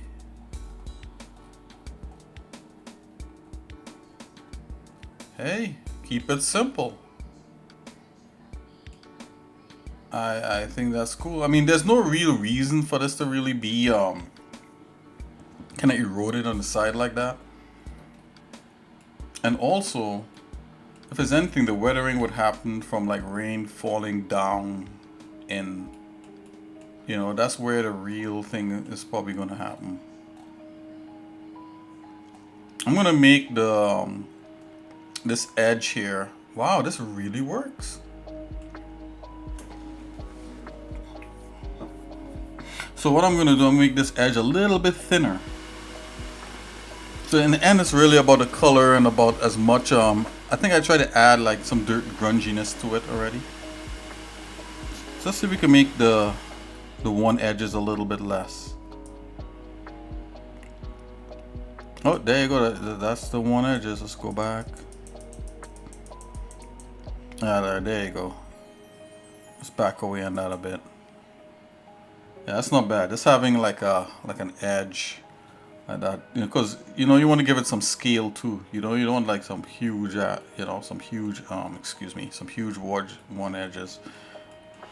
And why is the edges worn? Like, I don't know why. It shouldn't be. Okay, let's see what we could do with the color here. Also, I might want like a top-down kind of fade, so we could probably try to do something like that, and a fade that goes up.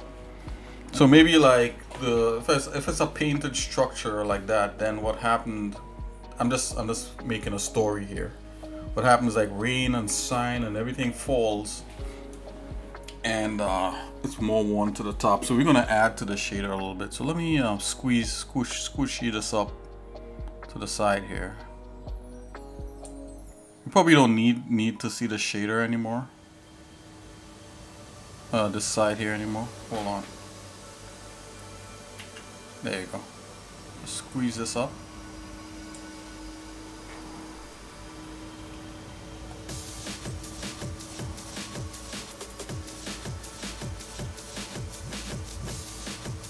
Okay, let's take a look. So we just made the edge a little tinier. And I want to do like a fade from there to there. And let's change the color of this red. It's just straight up red. I don't want that. Let's give it a kind of maroony red. Let's go to RGB here. So I'm gonna go like this. Go something like that. And let's wash it out. Half of your battle is in the color of things. Yeah, so that's fine, right? That's a kind of dull red. Maybe might want to punch it up a little bit. Let's hit it a touch of blue. Let's go more into blue. Yeah, it's starting to look a little too pink. Let's hit another punch of red.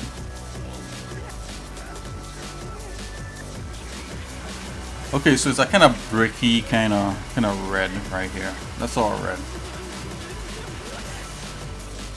Okay, so I'm looking to see what things we have in here. So what is this? This is just a straight up multiply? What's going on here? Color ramp. Okay, per island. Okay, so it is doing a per island kind of like in and out. Some things are slightly darker than the other. And then the others per island. Okay, that's great. I'm loving this. That works. I have Node Wrangler enabled. I'm gonna take a look to see if the per island thing is working. Doesn't feel like it is. Hold on, guys. I'm gonna deactivate the mirror. Let's go ahead and do that. Hold on. I just want to see the actual real object here.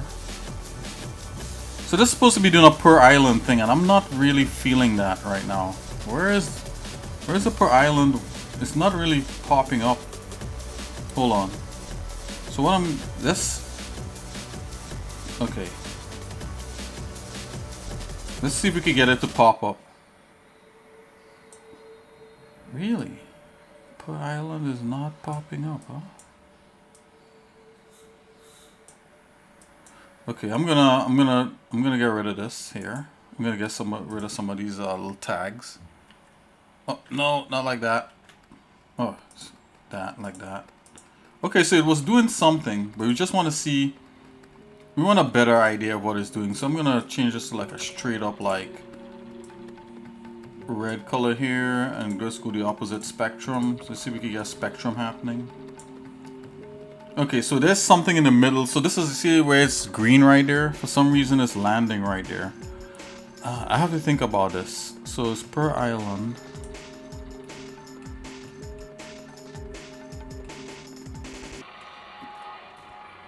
It's just really narrow. That's what's happening.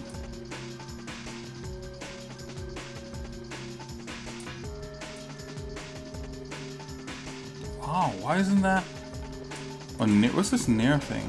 Far clockwise. Wow, that's not even doing anything. Hold on.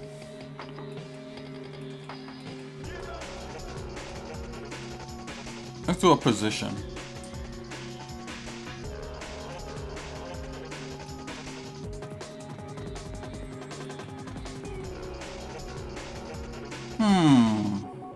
Per random per island.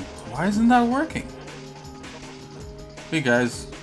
Oh, wait a minute. Look, something's working here. Oh, per island. Wait a minute. You see, look, that's working right there. So this is more into blue.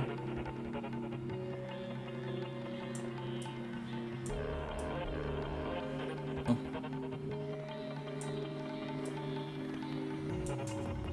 I thought per island was to do with color interpolation.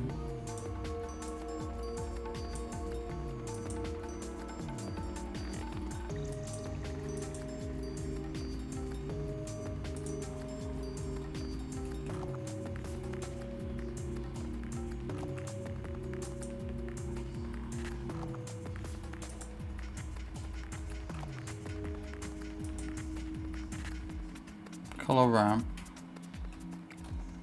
Oh, wait a minute. Let's go RGB. Yeah, I think that might have been the culprit right there.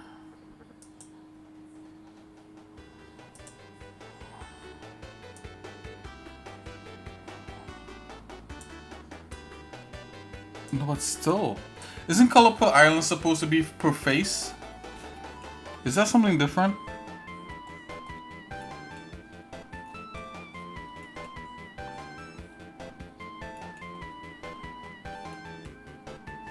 Hold on here. I got this working material. Let's try this material instead. Yeah, look, it's doing. No. It's doing position per island. So the island is each individual sub-object. That's what I'm picking up on.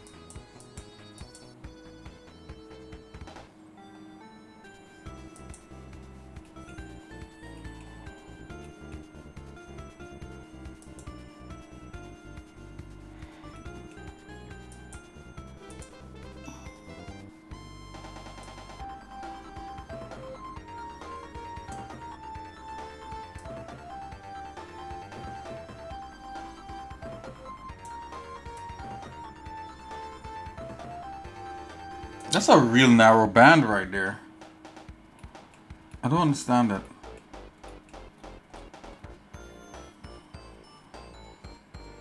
Let's try to add another one.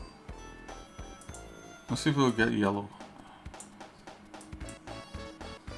Okay, yeah, so I got 3 different things happening here. Wow, this is wild, guys.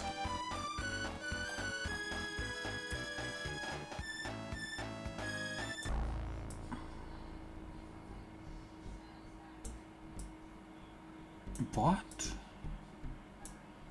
This is flipped. This is like inside out. Oh, let me think about this for a minute. It's going like this. What?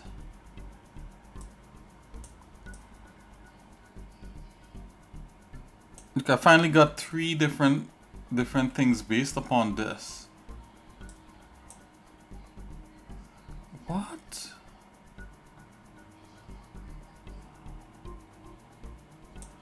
This is bizarre. Anyways, I keep exclaiming. I'm gonna stop. We're gonna go with this. So I'll put the mirror back on. Yeah, that's really odd. But at least we found out like what's going on here. Oh, per island, huh? Pointiness facing. Okay.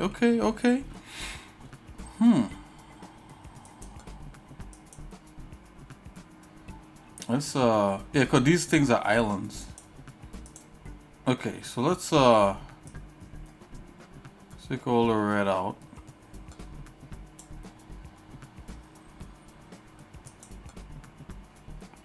let's say the saturation out. Yeah, there you go. No saturation.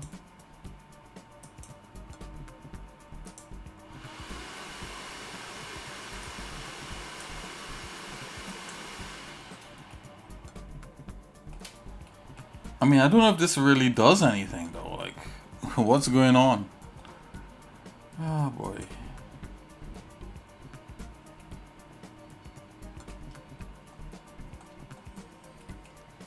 It's a thing. Incoming, back-facing, parametric, incoming, true normal. I thought it had face in here, like to color each individual face. Like, what's going on? Face? Maybe that's the new Blender?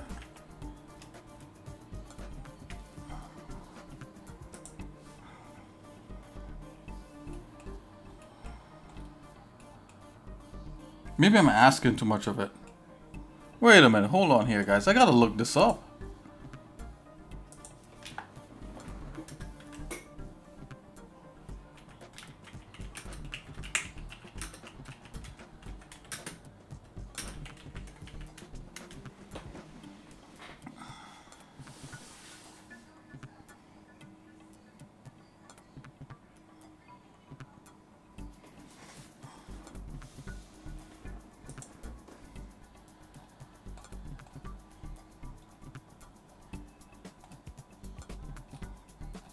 No.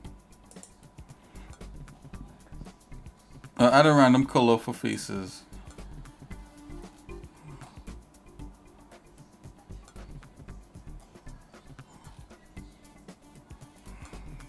Oh, UV. Oh, did he land the UV? Did he put the what?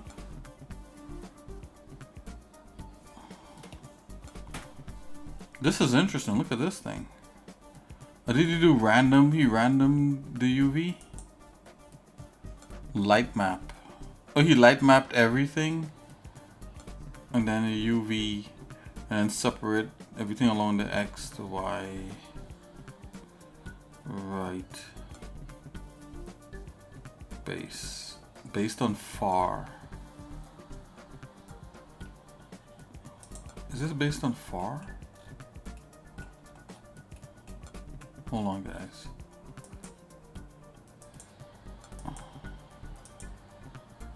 Is near, try far. Whatever. Let's go back here. Oh yeah, he just piled all the UVs onto one space. Light pack, yeah.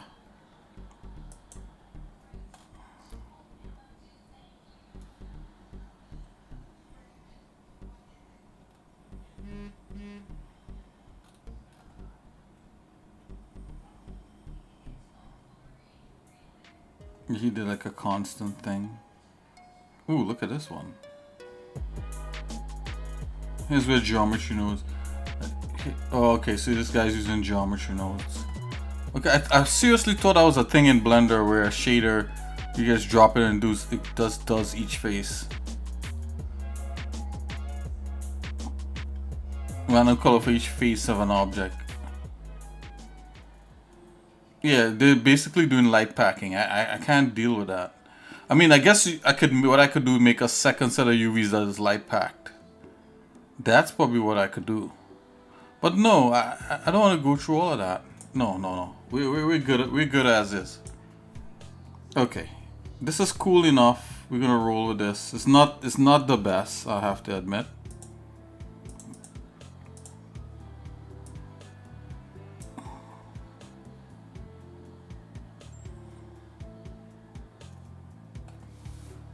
Yeah, this is not.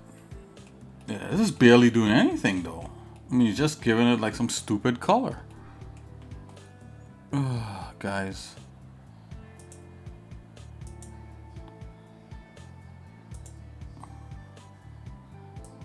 I'm sorry if I'm coming off kind of a little bit negative here. It's like, ugh. Okay, let's go a little blue in there. Let's go a little warm in here. Yeah, let's do that. That's a smart thing to do. So we went a little blue here, a little warm there, and a little just regular.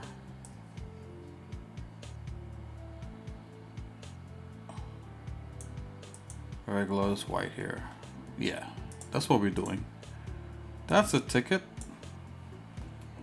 All right, so that's enough of that.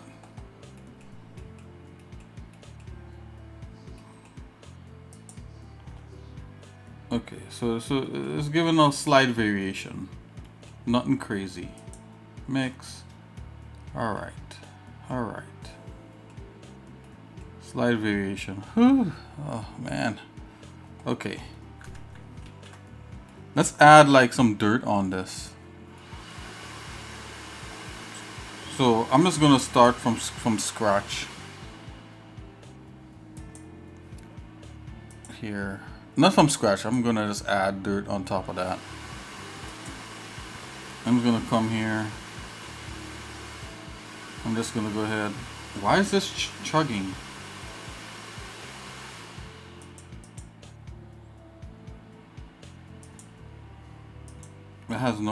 This has no right to chug. You're not allowed to chug. I'm gonna split this. Like so. Yes. Okay, so we got that happening there. Let's zoom into the corner here.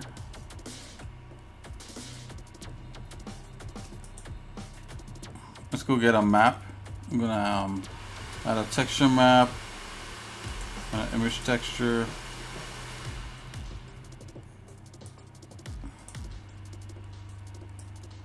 Let's just do this, and let's view file browser right here.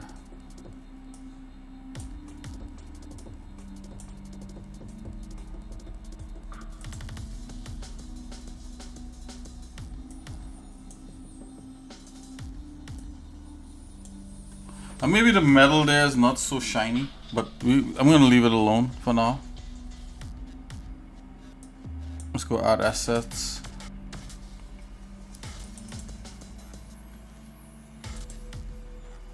Okay. Let's see, we have 3D models, we have texture library, and this will be the last leg here. We got metal. What is metal?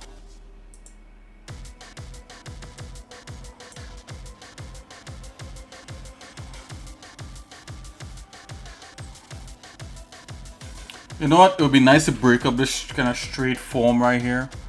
It's something like this.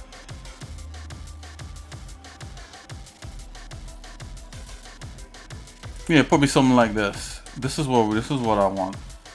Just grab that galvanized material. And let's make this warp this up some.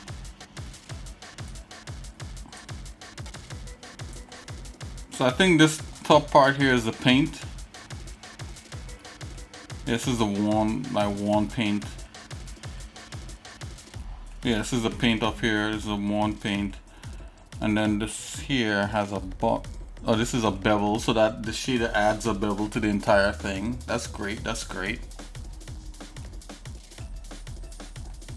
Yeah, and the worn paint is added to the edge. One edge is added here to give it another like little bump. So I think I may be able to mix this with my bevel. I think I ran into this one time you know.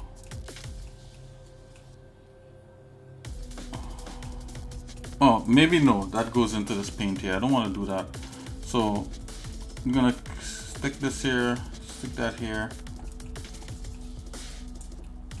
Alright. Let's see what's going on with this bump. We want to mix these two things in and then plug it into this final bump, I'm thinking. Oh, this bump is inverted. You know what? It's all good. Let's go here, let's add a mix node.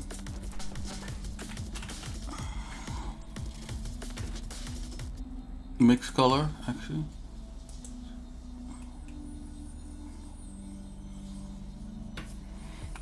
Let's just preview this one edge. I'm gonna put this material in here. Oh my gosh, nope. Hold on, guys. I gotta organize this a little bit. Just put the material. Alright, and the material, I want to drop like a ramp between the material.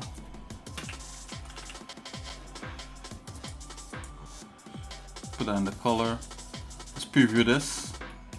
This is what we get so far. We will probably want to tile this a bit. Right now it's in a weird kind of look, so let's go ahead and add a mapping node onto this. Mapping node. Bam. It's a mapping node.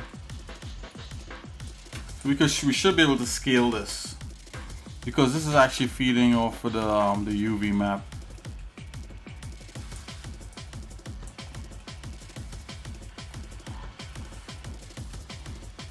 And I believe if you go, whoa, hold on guys, wrong direction. Okay, let's plug this into here. My bad. You're probably watching me like, guys, I'm getting tired. Okay, it's been a long day. Okay, let's plug this into the vector of the, yep, there we go. Let's go 1. But you gotta tell it like what you want where you want it to come from. So we want to do UVs. We're gonna get a texture coordinate right there, and we're going to get from the UVs into the vector. There you go, back on track. Now we could actually scale this up and down. I'm gonna scale this up. Let's go 20 here, 20. Yeah, see, we got that kind of galvanized pattern happening there. That's pretty hot. 20 in there. Okay, let's do more. Let's do 100, 100. Yeah, look at that. I'm digging that, guys. Look at that. That's so cool. And you know, for it to be even more like, I think we could do it even more, but I think I'll leave it like this for now. And it's pretty tiled enough. Okay, so what we actually want to do, we actually want to Control H, is that? Yeah, Control H here. So what we actually want to do, we actually want to mix these bumps node. Mix this to one paint and mix that.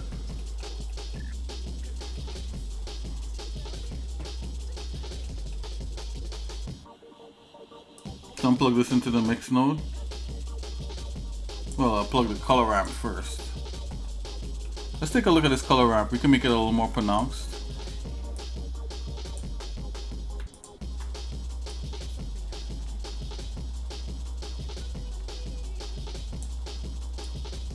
Okay, that's like that.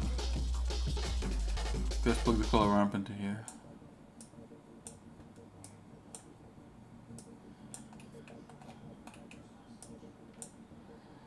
And let's take a look at this mix node. Wow, we just mixed it like that, huh? If we go half and half.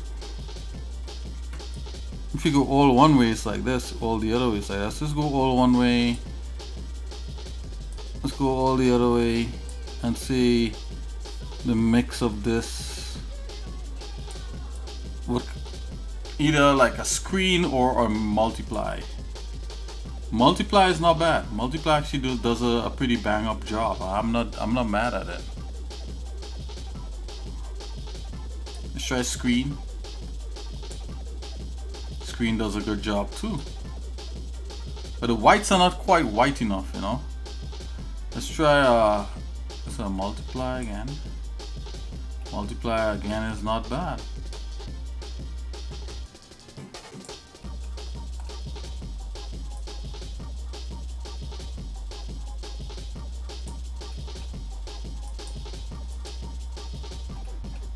Okay, so I just added that in there. Let's take a look. So it's coming out as a bump in here. Alright, let's take a look at what the final material is going to look like. Mix results. Oh yeah, it completely oh yeah, it really roughed up that paint. Which is what we want, you know. The paint was too micro smooth. This is pretty exciting stuff. Just gonna go ahead and try to punch up the roughness on that paint a bit.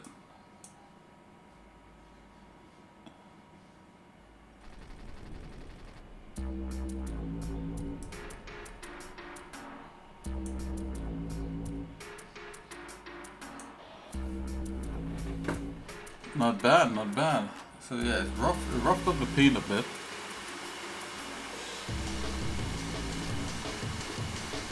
Okay, we're gonna add some grunge to this. So let's look for grunge material.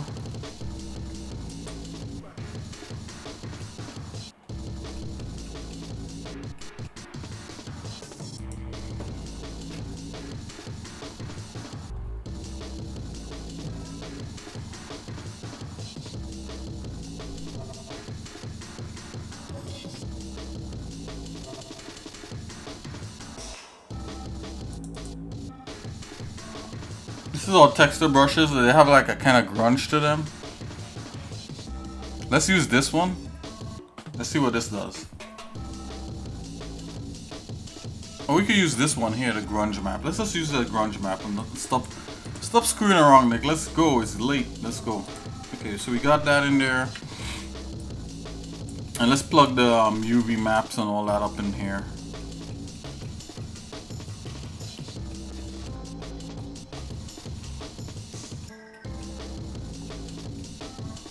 Right here, this is your UV map. Unduplicate this because we want a different scale for this. So I'm going to do that. I'm going to bring this over by my the new image right here. I'm going to plug that guy in here. Alright, this is where we could control the scale of that. I'm going to bring the scale down a little bit here, like 20 by 20 by 20. Alright, and I just want to preview just this alone. So this is what a dirt map looks like on here. This is awesome. That totally worked. What do you guys think? Do you guys think this dirt map works? I think it does. Let's put a ramp between that.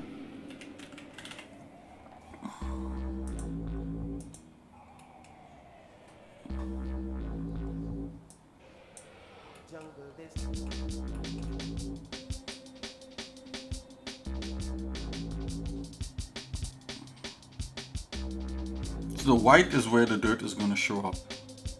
So you want less dirt, that's what I gotta do right there. Okay, let's play with the scale here.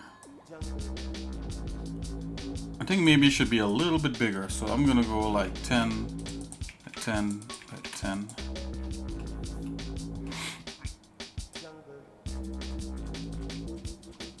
Yeah, that's gonna be really dirty.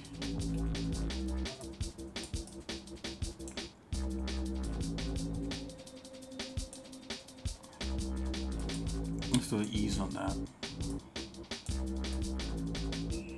What about B-spline? Linear.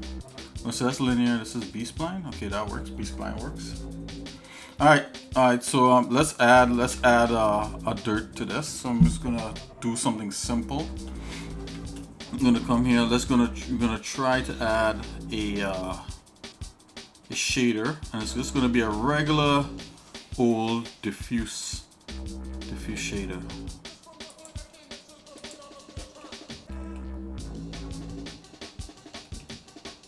Right, and we're going to use a mix shader now.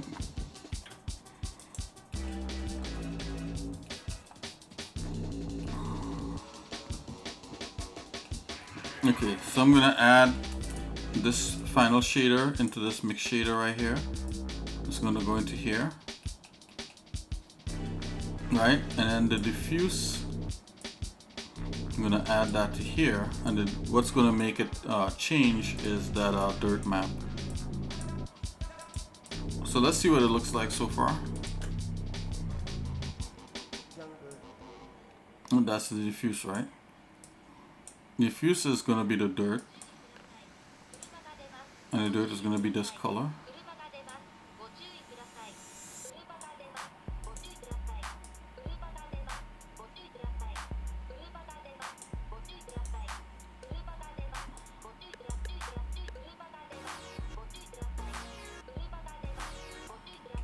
And even with the dirt, you could we could mix in.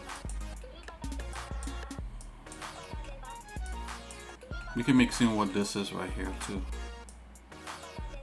like that.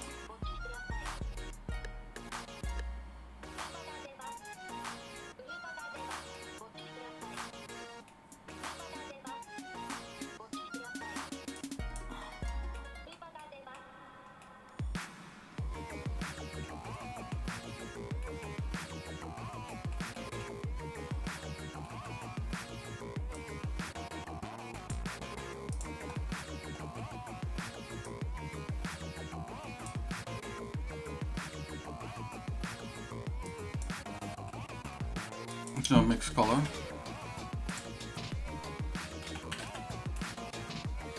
A lot of mixing, guys. Let's put a color in here.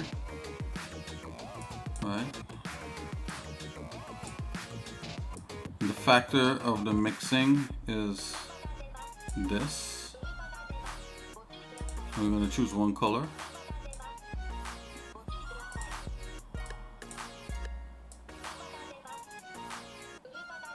This is our dirt.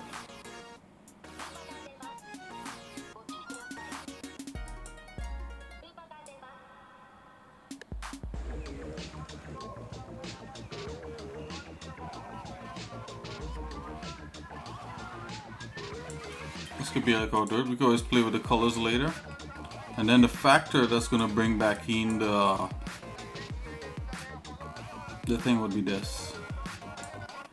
See, that brings back in the red. So that's some dirty red right there.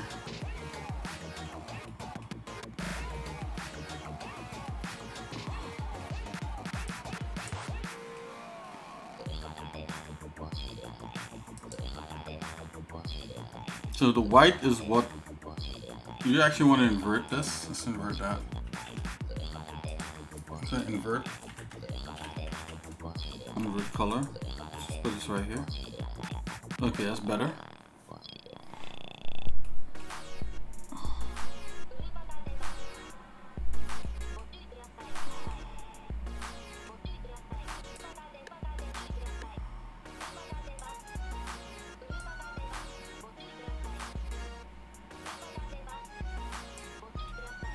Let's try to bring these closer in color.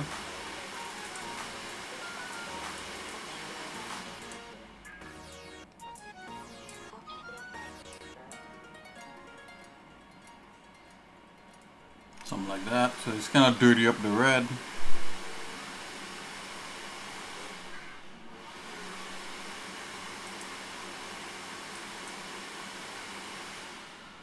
Bring a little dustiness into it. Okay. We got some dirtiness on the red.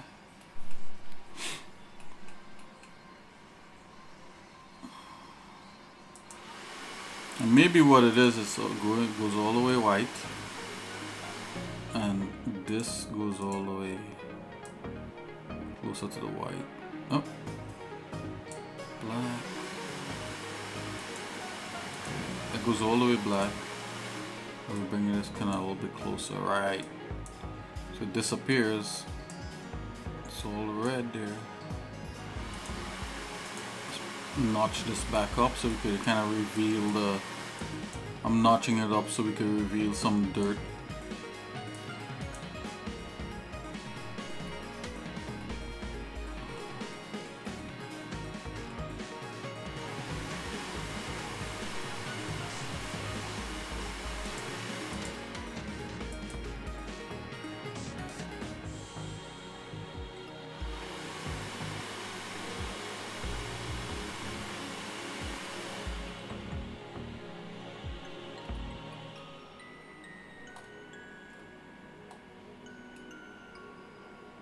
Okay guys, so this is, I'm gonna wrap up for now. We're gonna come back, do the wall, I mean, we could do the world pretty simply, you know.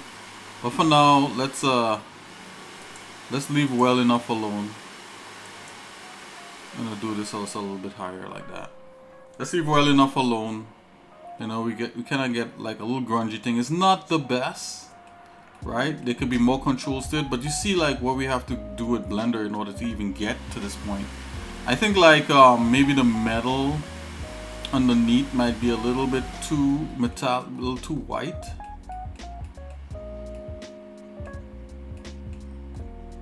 So maybe the metal underneath wants to be a different color.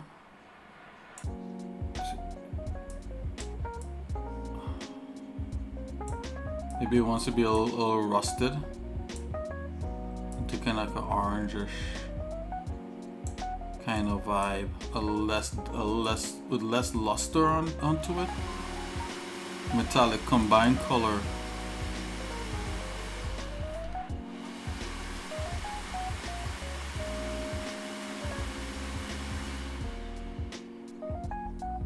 See, this is me playing with the metallicness. I pull back the green on that.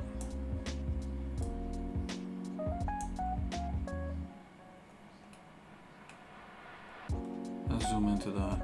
Yeah, that totally messes it up. Let me go back. Yeah, I think I already kind of gave it that this kind of rusted color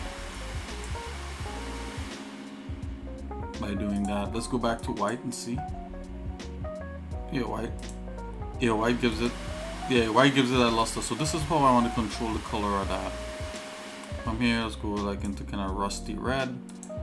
That's fine. It's still a little too lusty, but if we turn on the roughness a little bit, let's kind of get rid of that luster. Okay, that's fine. We did enough. This is good to go. Kinda. All right, this is good enough for now. We're gonna leave well enough alone. Technically, we could just drop this onto this. Let's just do that, see what that looks like. What's that called? Default.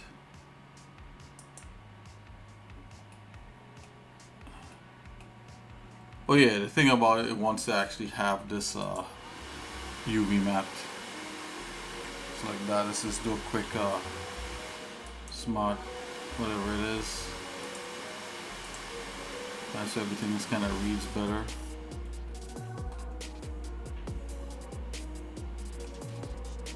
Yeah, I mean we could work with this.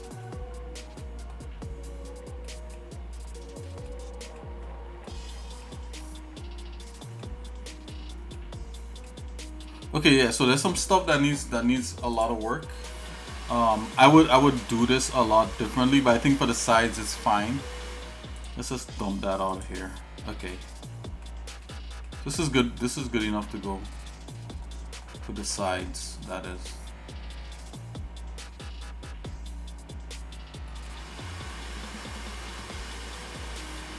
I think even like for the terrain to like, you know, there still needs to be some work on a lot of the stuff.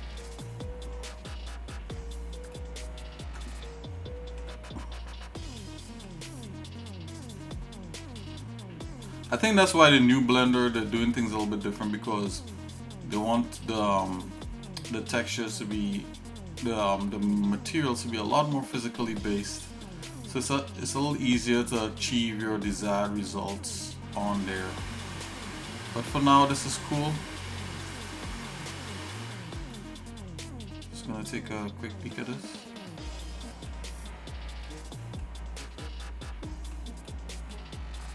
Looks cool from behind.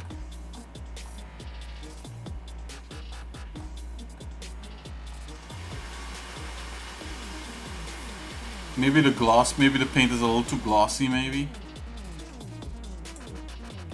You know, we could adjust these things just for our own liking. I mean, but I know I tweaked these settings just to bring it to a point. So, yes. I'll just tweak this a little bit more, so 0.4 in that. Yeah, a little less, a little more roughness to it. Okay.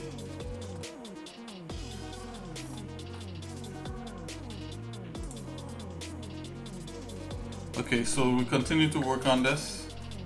Not perfect, but it's coming somewhere. It's getting somewhere.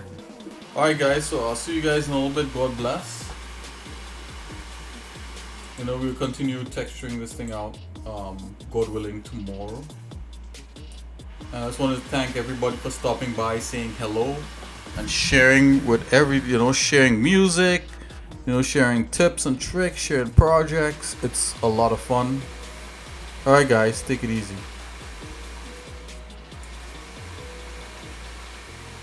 Fan is rendering.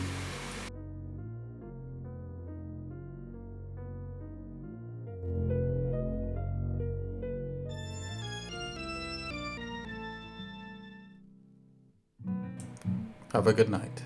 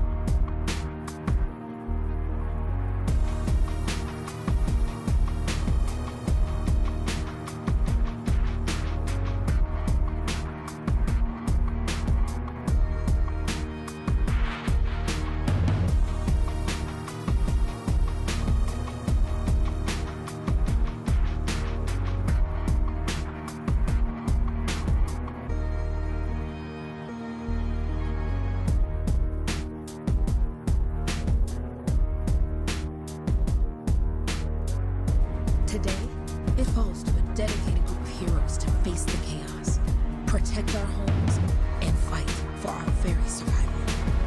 We are freelancers. We leap head-on into danger, rescuing the lost, keeping the monsters at bay, and silencing the Anthem's terrible cataclysms. But not all cataclysms are created equal. And even freelancers are wary of the untamed power of the Anthem.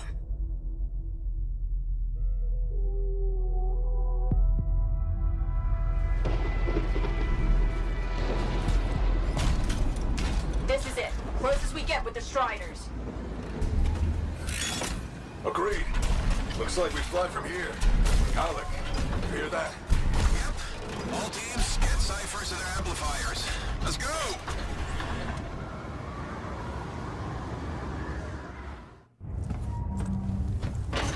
Freelancer, we're a long way from the cenotaph, and the storm is worse than we thought. Okay, this is as close as we're gonna get to the center without the Strider getting ripped to shreds.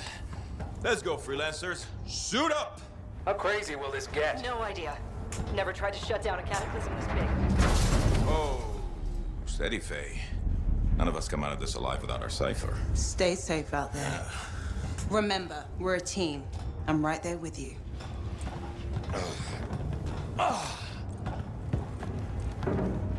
Okay, freelancer.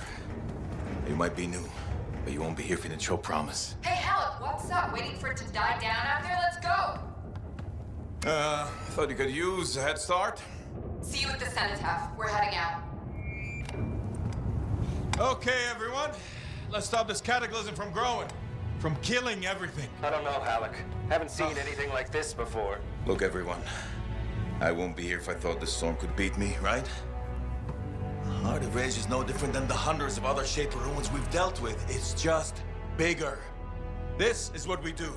So we're gonna go in there and we're gonna take on whatever unholy beast it spits at us, and we're going to tame that thing together. Let's do it. Yeah. Ready, Javelin 1? Ooh, ready.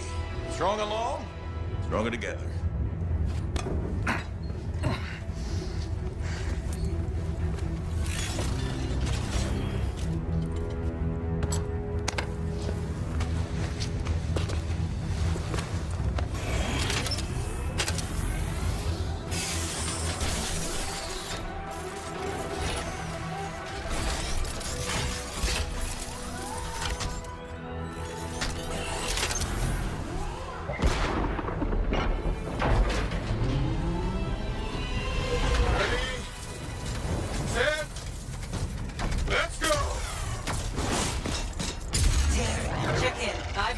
Loud and clear. Yeah, gateway link is strong so far. Storm gets worse ahead. Trying to find a calm pocket for you. Steady, Miller. Your heart rate is too high. Alec, check in, please. A little busy, Kenny. No worries on me. Woo-hoo! Got one. Team, our rookies handled with a wyvern.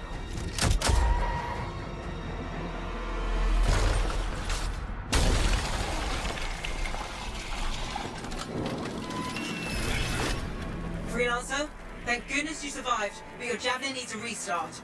I'll bring systems back one at a time. Starting voice recognition.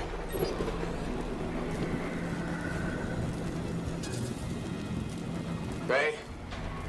Bay, can you hear me? Loud and clear. That was a bad fall. How's your head? You remember the mission? Think so. Where am I? You're in a cataclysm, terrible storm, called the Heart of Rage. You need to get to the center and shut it down by silencing the cenotaph. Got it. Rookie, there you are. Get in here. Base calling a retreat. We got this. Almost there. Team, you need to retreat.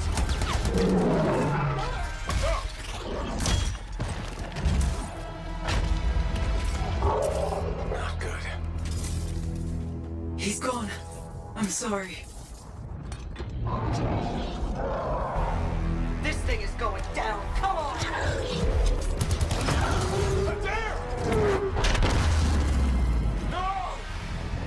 Get back to the Strider. This mission is over. I can do it. Look at this thing. We have to silence the cenotaph. Please, I'm barely holding it together. Retreat isn't an option. Not now.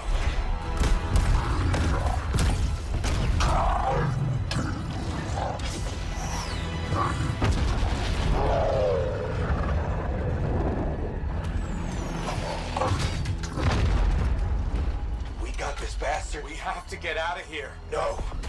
We push on. We're the only ones left. Think about Miller and Adair. All the others. You being a coward. I'm no coward. No? You want to push forward until I get killed. Until we both get killed.